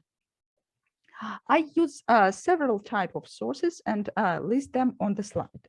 The sample size is 126 detailed texts and short judgments from 28 districts of the Rostov region and 10 districts of the Volgograd region.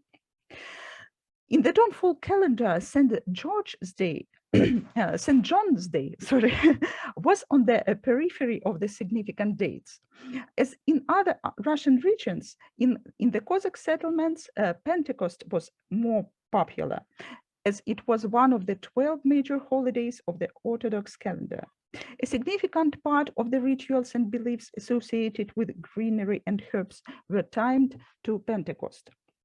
And the way to celebrate St. John's Day in the Don tradition that one observes in the memoirs of the tradition bearers depends also on the factors of late fixation, when the process of loss of tradition became active and widespread. One should also take into account that it is the late settlement region, and its culture selectively retained elements of metropolitan traditions. Further, I shall consider consistently the main ritual actions and ideas about St. John's Day in the former Don Host Land. The water symbolism of the St. John's Day turned to be out the most stable in the Don traditions. Memories of certain actions with water were recorded in most districts from where detailed information about this day was obtained. Possibly this meaning was so popular because the very name of the holiday, Ivan Kupala, contained links to the actions with water. The Russian verb kupать means to bathe, to wash by immersing one's body in water. When the components of traditions are reduced and the symbolic justification for actions is lost, the name serves as an anchor that keeps folk beliefs in the active memory of the people, as it was showed by Nikita Tolstoy and Svetlana Tolstaya.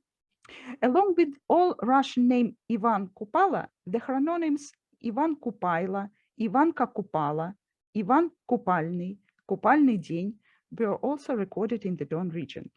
In numerous descriptions, respondents used the verb to bathe to denote ritual action. For example, we went bathing on St. John's Day.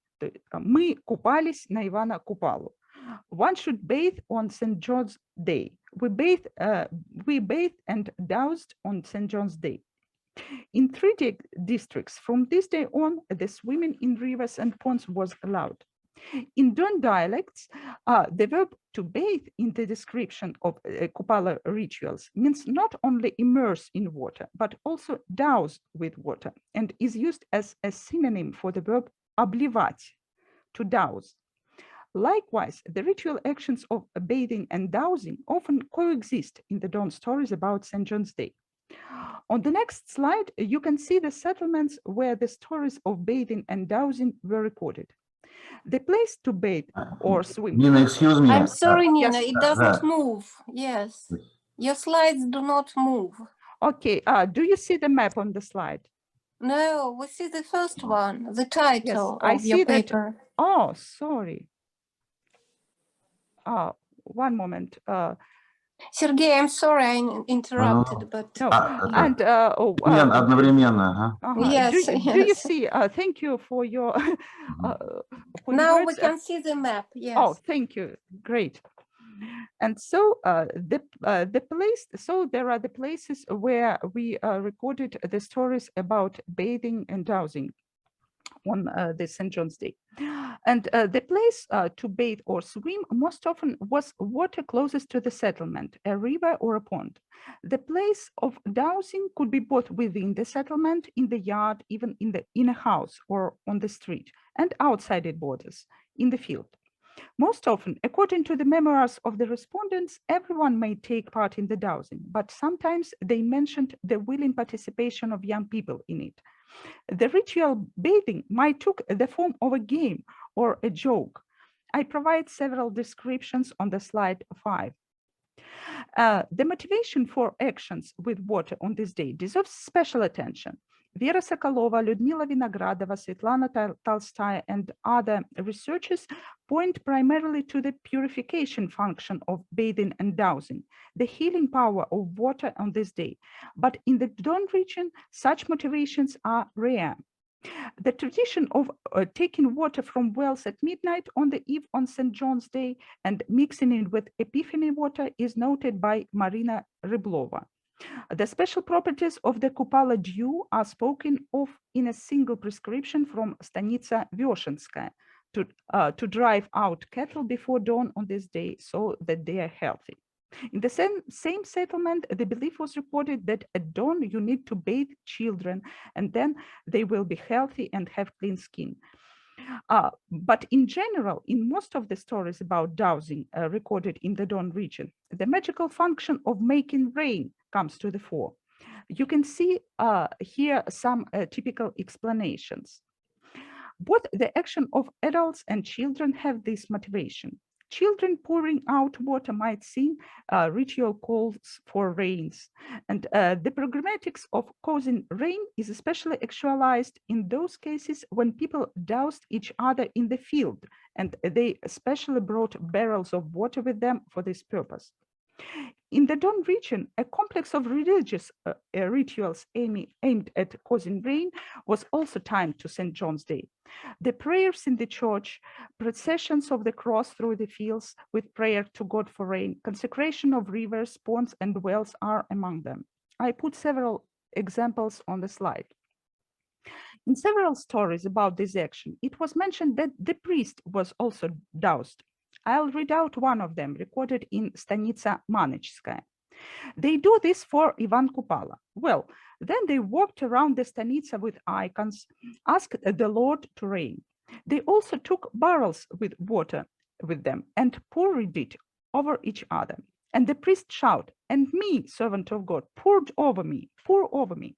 Everyone participated in it. No one would disdain anything. In the latter and in a number of other cases, the ritualism of St. John's Day demonstrates how the synonymy of ritual symbols is realized in folk culture. The connection with water is given here by the chrononym Ivan Kupala. Pragmatics of rainmaking lies in the ritual dowsing and is enhanced by the dowsing of the priest. Only in 3 districts, overcoming the drought was associated with the action well known in other Slavic traditions, actions against the witches who lock the heavenly waters. It was believed that if you pour water on the witch, it would rain. It seems that in the preservation of ritual actions with water, not only the name of the holiday played a role, but also a climatic factor, namely the specificity of the southern climate and hot midsummer, which brought the problems of drought and ritual overcoming of it to the fore. Further, I'll consider the rituals of St. John's Day associated with herbs and greenery. The summer solstice in a number of Slavic cultures is the time of the peak of vegetative activity. The consequence of this is the variety of ritual actions with greenery on Midsummer's Day. But in Rostov and Volgograd regions, especially in the southern districts, this is the hottest month when the temperature rises about 40 degrees Celsius. Perhaps this has led to the relatively less popularity of this group of actions. Various ritual actions with wreaths were recorded in the were recorded in the settlements of 9 districts. In villages with East Ukrainian population, the process of collecting greens for wreath was ritualized. The girls went in advance to ask for plants for a wreath in those courtyards where beautiful flowers grew. The most popular ritual act with wreaths was divination. It is difficult to say which of the metropolitan traditions in this case acted as a source for ritual practice, since actions with wreaths are an integral element of the St. John's rituals of various groups of Eastern Slavs. In Azovsky and Milirovsky districts, where the action was described with an abundance of details, the Ukrainian population prevails over the Russian. A significant proportion of Azovsky, here's Azovsky district, and here Milirovsky district. And a significant proportion of the Ukrainians is in the Zimovnikovsky and Chertkovsky districts. On the other hand, in some cases, the proximity of settlements to the rivers might become a decisive factor for the preservation of this type of action. In general, fortune-telling with wreaths in the Don region are much more numerous on the Pentecost. And on that day, in most cases, these divinations are concentrated precisely in the settlements along the course of large rivers: Don, Seversky Donets, Manich, Hoper, and Medveditsa. By the reeds thrown into the river, girls guessed their future spouse. They looked in which direction the wreath would float. On that side, there would be a groom.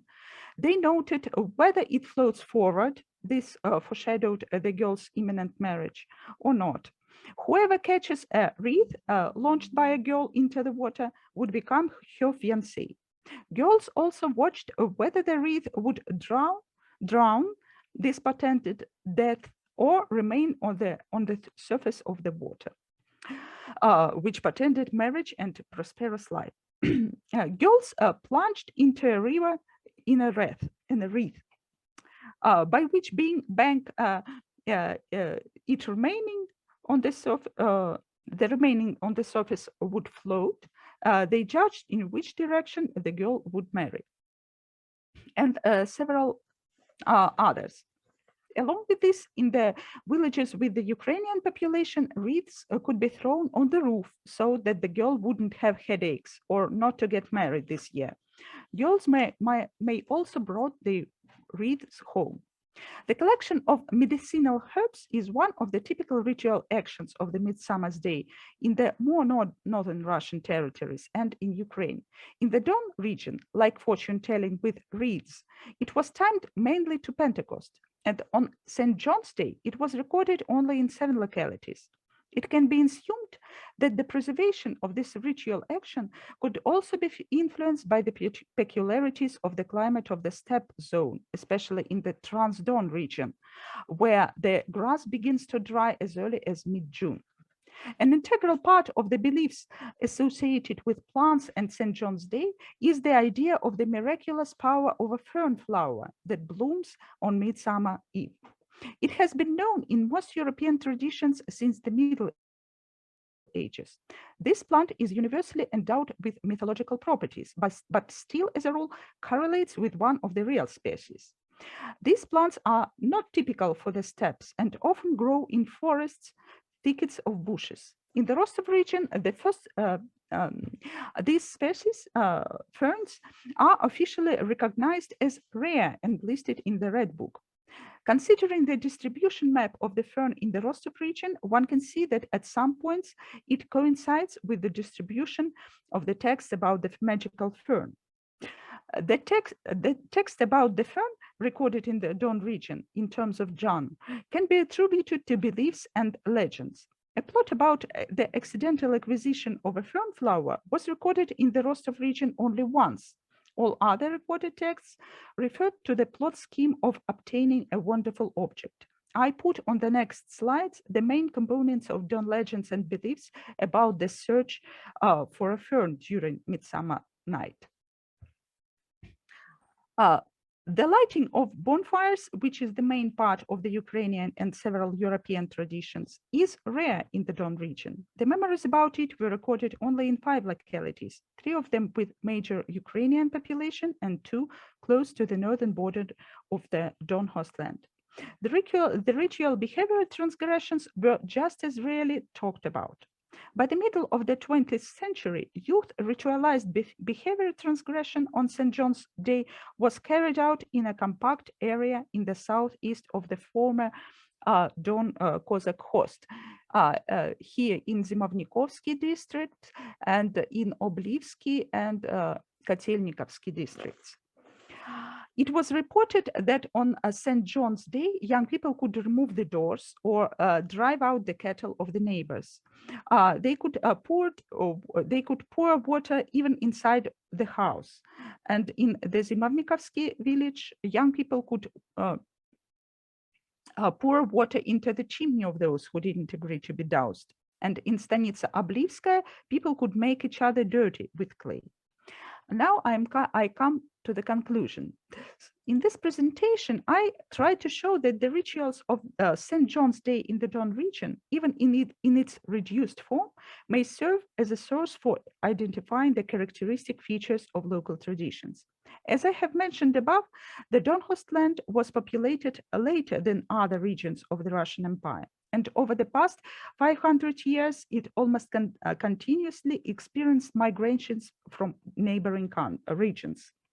The natural consequence of this was the coexistence or clash of ethnic and class traditions, which had different results. I put some of my observations on the slide and will outline only the main results. The list and distribution of the main ritual actions preserved in the memory of the respondents allow concluding that in general, the Don version of St. John's celebration is closer to that characteristic of Russian regions. And the villages and stanitsas with a stable population demonstrate the best preservation of expanded text, while in the settlements of the late formation, data about the holiday turns out to be more fragmentary. But the greater repertoire of the texts about these celebrations in territories with a Ukrainian origin and a significant percentage of the non-Cossack population show that the more powerful cultural layer of the holiday that existed in the Ukrainian tradition wasn't eroded even after the resettlement of people to the Don region. At the same time, the leading ritual action differs from those in neighboring regions. In the Don lands, ritual bathing or dowsing became extremely popular. It allows us emphasizing the role of cultural terminology in consolidating folk beliefs in the repertoire and to showing the way climatic peculiarities shape the folk perception of the day that has a complex meaning in differing ethnic traditions. Thank you for your attention. Oh, I'm sorry, Sergey, you didn't turn on your phone, your microphone.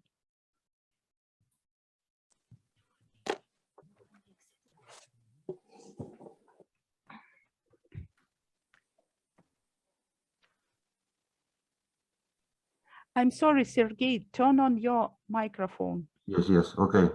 Some questions, dear colleagues, I'm sorry. If you haven't questions, I have several questions to Nina, but I try to ask the only question. Nina, first of all, thank you very much for your significant and very creative for me report. And tell me, please, now the Baptist of Don is the unique organization or it is several sectors? In fact, I'm not specialized in religious researches in my region, but I know several Baptist churches and they are very influential in their regions. One in Shakhty, I think in Rostov regions we have several, but I can't say now to you how much of them there are. Okay, thank you very much. Some questions? I have a Yes, question. yes, Irina, please. Nina, thank you so much. It's such a profound research you have done. I am interested in this question, whether Cossacks are very religious, and what dominates in this feast, John the Baptist, the church rituals, the liturgic one, or the folk content. And the other question is, in short, whether the new revival of Don Cossacks as an organization includes the celebration of John the Baptist in the ritual year of the Cossacks. Thank you for your question. And first of all, I should say that Don Cossacks are not extremely religious people, I should say. But there is a difference, because there is a picture, the image of the Cossacks who are very religious, and we can see it in the modern Cossack movement. Because Cossack, he is an Orthodox and he's faithful to his authorities, and it is like a symbol. But in real life, there are peculiarities. And I should say that we see that in the Soviet period in Don lands, as any other territories of Russia and regions of Russia, many churches were destroyed. And I think that it influenced a lot the ritual life of some settlements. And that is why when I tried to compare the percentage of the folk components of the Ivan Kupala, John the Baptist celebrations and religious components, the fact is that the religious components are there are very few of them. We have two churches in the Don host lands which were consecrated in the name of the John the Baptist, and so in these only two settlements, it is the patronal feast. And only 3 or 4 people told me that they went to the service, or their relatives went to the church service on this day. Less than 10 entries in the list of 100 texts about St. John's Day. And moreover, I should say, I don't know if it was understandable from my speech, the very day of John the Baptist is much less popular in traditions than Pentecost and Whit Sunday. So the Whit Sunday, it is the feast that is celebrated for 3 days, and also it has a folk layer and it is religious layers in it. But Ivan Kupala, some of people would mention it, the other are not. So like this. And what about the modern celebrations? I should say that as I can see, when people the main agents of promoting this festival at a regional level is the houses of culture, Doba kultūry. So in their agenda, there is Ivan Kupala, but it has almost nothing in common with the local traditions. So it is just some general materials which is implemented in our territory. Thank you. Thank you very much. And I want, with all my pleasure, to introduce next report, Raza ŠAKNYS, Vilnius, Lithuania, the social aspects of the celebration in the family in the area of Vilnius. Ethnologists talk a lot about rituals and their meaning, but its social aspects are often overlooked. I agree with Ursula Ryle that rituals are never fully disconnected from other social processes, even where they belong to a separate dominant. According to the Sterling and Contola, regardless of the nature of the celebration, they are the salt and pepper on the social life. Celebrations bring a burst of flavor to the otherwise dry and dull routine of ordinary daily life of a community. They perpetuate the endless routine into which everyday social living is cast with festive occasions that break the domination of effective neutrality governing human relations and spark an outburst of collective emotions. And after revealing the family's leisure time in Vilnius, I concluded that the holidays are also a form of leisure time significant in maintaining and strengthening the social ties of family members and relatives, as well as with other social communities, friends, and co-workers. However, the holiday is not just a state non-working day, it must also be recognized by various social communities, including family members. The holiday can also be celebrated on a normal working day and sometimes postponed in the next weekend.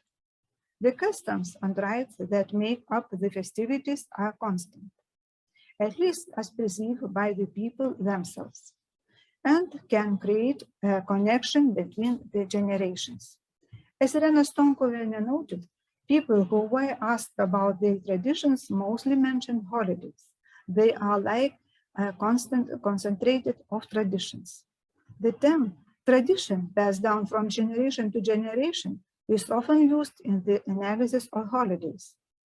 On the other hand, the concept of tradition is quite completed due to religious constraints in the second half of the 20th century, and other reasons for that. Part of the family celebrations formed in a relatively recent period. Modern celebration usually begins to take shape in the city, then spread to smaller neighbor areas. Therefore, when analyzing the holidays, it is important to look at localities of citizens' size. The research is based on ethnographic work like Irma and Žilvytis. We work together to have a common project. Field work due into 2018 in Vilnius and 2017, 2018 in 6 areas of around 6 areas around Vilnius. The ethnic and confessional diversity of the people living in these areas made it possible to draw attention to the celebrations celebrated by different ethnic groups and confessions and to analyze them in the above-mentioned aspect. In addition to Lithuanian and Polish and Russians professing Catholic, Orthodox, and all believers faiths, members of CONFESSIONAL ethno-confessional group and Tatars professing the Muslim faith were interviewed. The purpose of the study was to interview all who agreed to be interviewed, regardless of their age or nationality. I will also draw on my previous research in Vilnius. Analyzing the holiday as a form of family leisure, the social aspect is very important. The celebration is an opportunity not only to perform a ritual, but also to stay together for a longer or shorter time than the whole family and relatives come together. This has become especially relevant in recent years, when many relatives emigrated and lived in other countries. The celebration is important for communication between family members and relatives of different age, educations, interests. It makes an opportunity to present or receive information and discuss together. In this way, the different generations are tied together. The emotional connection is strengthening, and it gives an opportunity for all those gathered to communicate pleasantly and thus to have common leisure time. During the research, the respondents were asked to single out the 3 most important holidays for them, celebrated with their family. Respondents in both Vilnius area and Vilnius city most often mentioned Christmas Easter, birthday, and New Year. I will analyze this holiday in my report. In the Vilnius area, unlike Vilnius, where Christmas dominates, Easter is named the most important family holiday.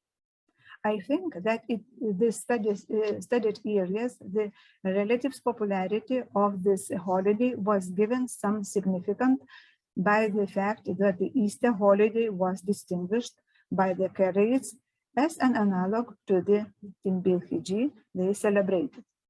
The celebration of the Karaite Easter Timbilchiji included 7 days. As the Karaite from Trakai said, the first and the last day is the most important for them. Karaite Easter does not necessarily start on Sunday.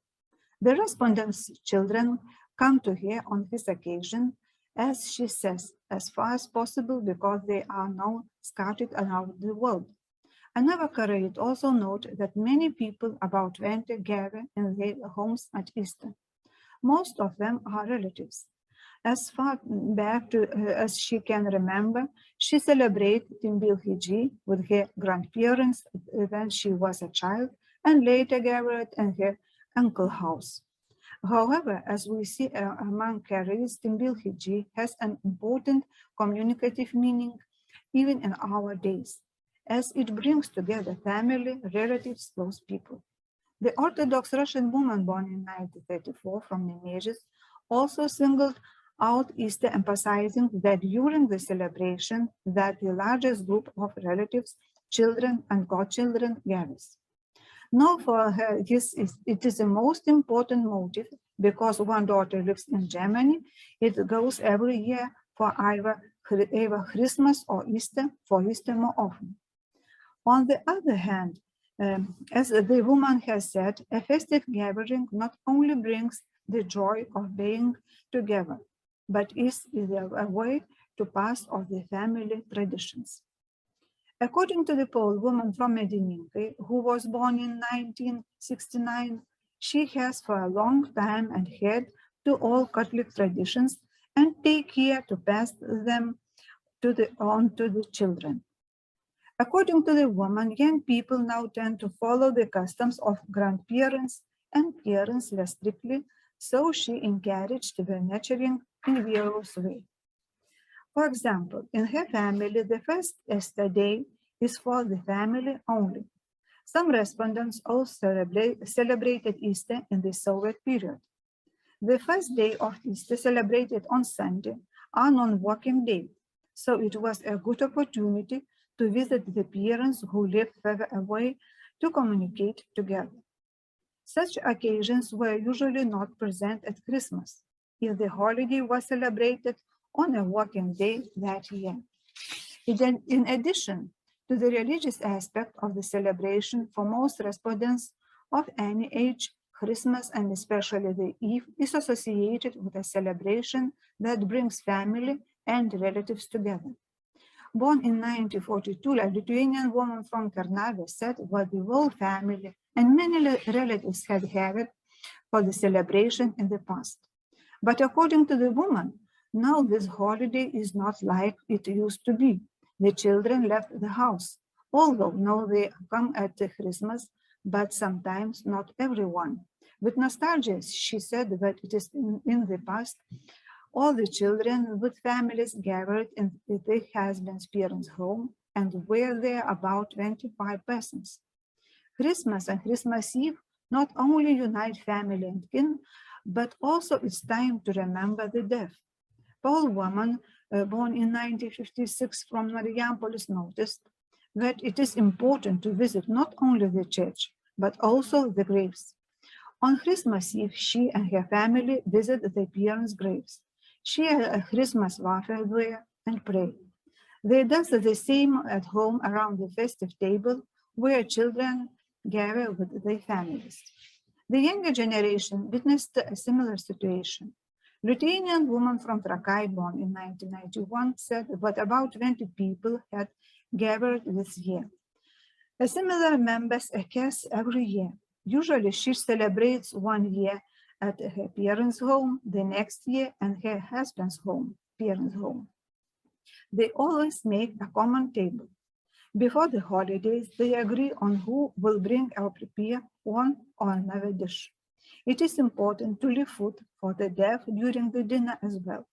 The respondents would like to pass this tradition to their children. In summary, we can say that for most respondents who profess different Christian religions in the Vilnius area and the city of Vilnius, Easter and Christmas are associated with family, relatives, its communication and pleasure together. On the other hand, the festivities remain important with traditions passed down from generation to generation and a regular place of celebration, especially on Christmas. At home, bringing together the living and remembering the dead family members at festive table. And the third most important calendar holiday is the New Year. Unlike other traditional holidays, its celebration during the Soviet period was not forbidden, but encouraged. Some respondents celebrated it not only at home and not only with their family, by choosing various social communities of friends, co-workers, and neighbors. However, the themes of communication, it is not less significant for the respondents that celebration celebrated with the family alone. Why? During the Soviet time, in order to replace the Christmas holidays with the New Year, for many people, the New Year became a more important holiday than Christmas. It was one of the most successful examples of festivities to enter the cycle of the new socialist holidays. On the other hand, in the Vilnius area, the older generation quite often emphasized that during the Soviet time, they always valued Christmas more, even though they celebrate the New Year too. For some respondents, the New Year celebrations gave the joy of communication, but over time its value diminished. The Lithuanian woman born in 1954 from village of Mariampolis said that in the past, everyone in her family were looking forward to this holiday. She often celebrated at home, sometimes with sister's family. Now, according to the woman, it is not a family holiday. When children grow up, they celebrate separately. Now, during the New Year, she and her husband shoot champagne at 12 o'clock only. But in some families, the celebration is still important. Russian woman born in 1963 from Medininkai celebrates the New Year twice, like everyone, according to Gregorian calendar and according to Orthodox Julian calendar, at home with friends or relatives. According to the story of the Tatar woman from Nemėžis, they decorate the Christmas tree for the celebrations, take care of gifts, but often New Year meets not at home, with parents or neighbors. However, birthdays are mentioned more often than the New Year. Like the New Year, birthdays unite different social groups such as family, relatives, friends, neighbors. It is often postponing the weekend and are celebrating several times with a separate group. Today, birthday is celebrated by the representatives for all ethnic groups and religions, but in the villages and small towns around Vilnius, birthday is a chronologically later celebration, usually formed only in the Soviet period. As in the case of the New Year, many older respondents said that they wanted greater party and attention in the youth, and now are happy that children and grandchildren greet them. Tatar woman from Nemėžis, born in 1959, said what he now celebrates birthdays exclusively in the family circle. Everyone enjoys close communication between family members. Both city, town, and village residents place more emphasis on anniversary birthdays. Anniversaries are often organized by children and grandchildren for older people. According to the Korean woman from Trakai, it is very important to mark the anniversary for a person's birthday, especially at a more solid age. She recently celebrated their mother's 95th anniversary, which brought together about 30 people. According to the woman, it's very important when children and grandchildren participate in all the celebrations. Others, especially during anniversaries, want to share their joy with a wide range of friends and neighbors.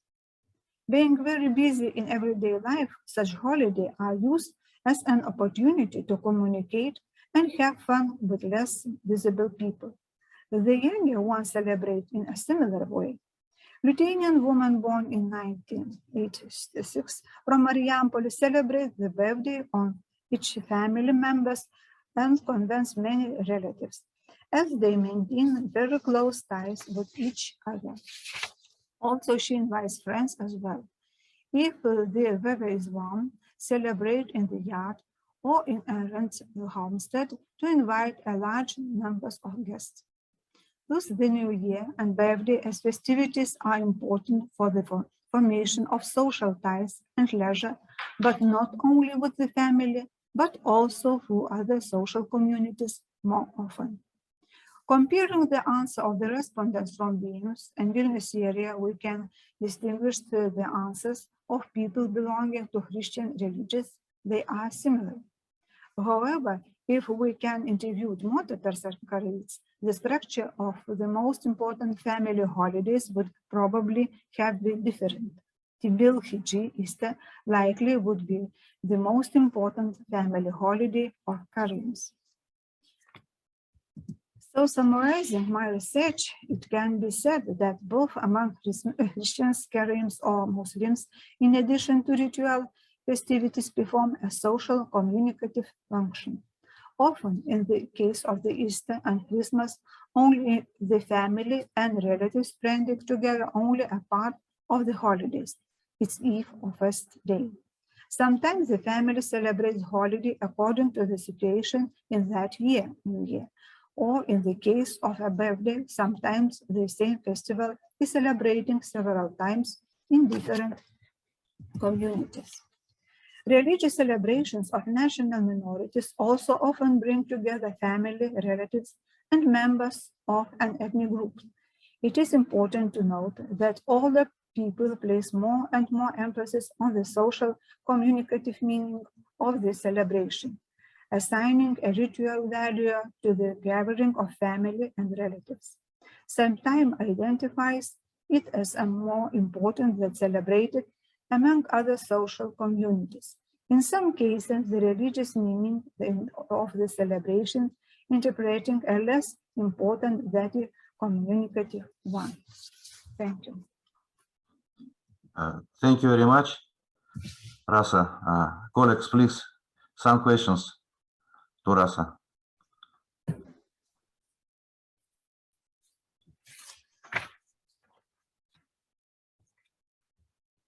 You have no questions?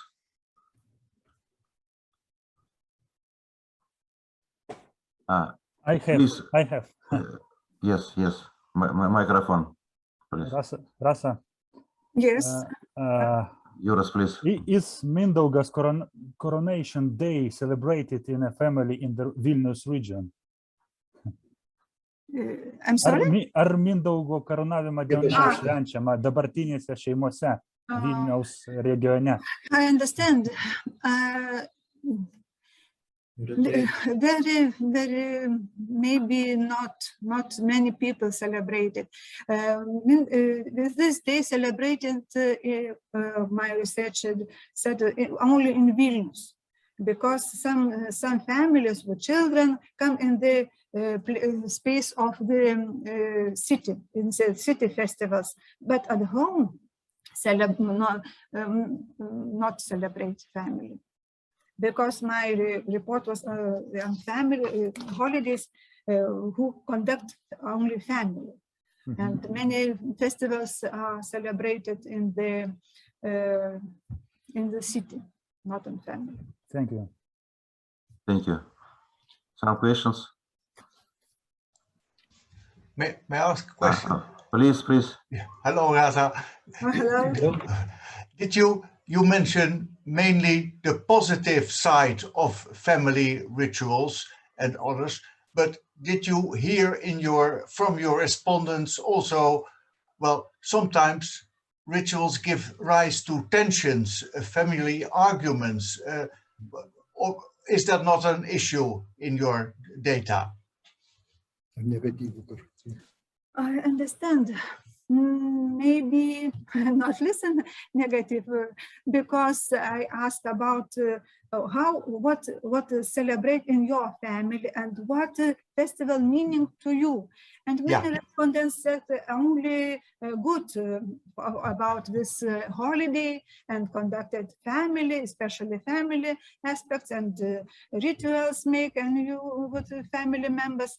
And in this in our days, I think it's very important that in family holidays come together children, godchildren, and parents, and three generations. It is very important, but negative, maybe not. Not Okay. about this. Maybe. Maybe. Thank you. Thank you very much. Some questions? Well, enough. I want to gratitude all participants for this section. Yes, and Žilvytis. Thank you very much to all for this hard first day of our conference. And I'm inviting to gather all tomorrow. Tomorrow we're gathering at the same time at 10 o'clock. In Lithuanian, Bulgarian, Estonian time, and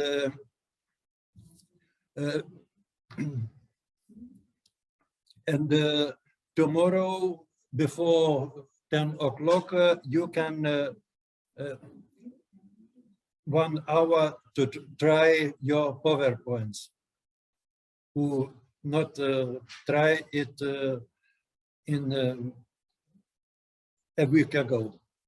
So I think this conference was very, very interesting to us all, and thank you very much once more.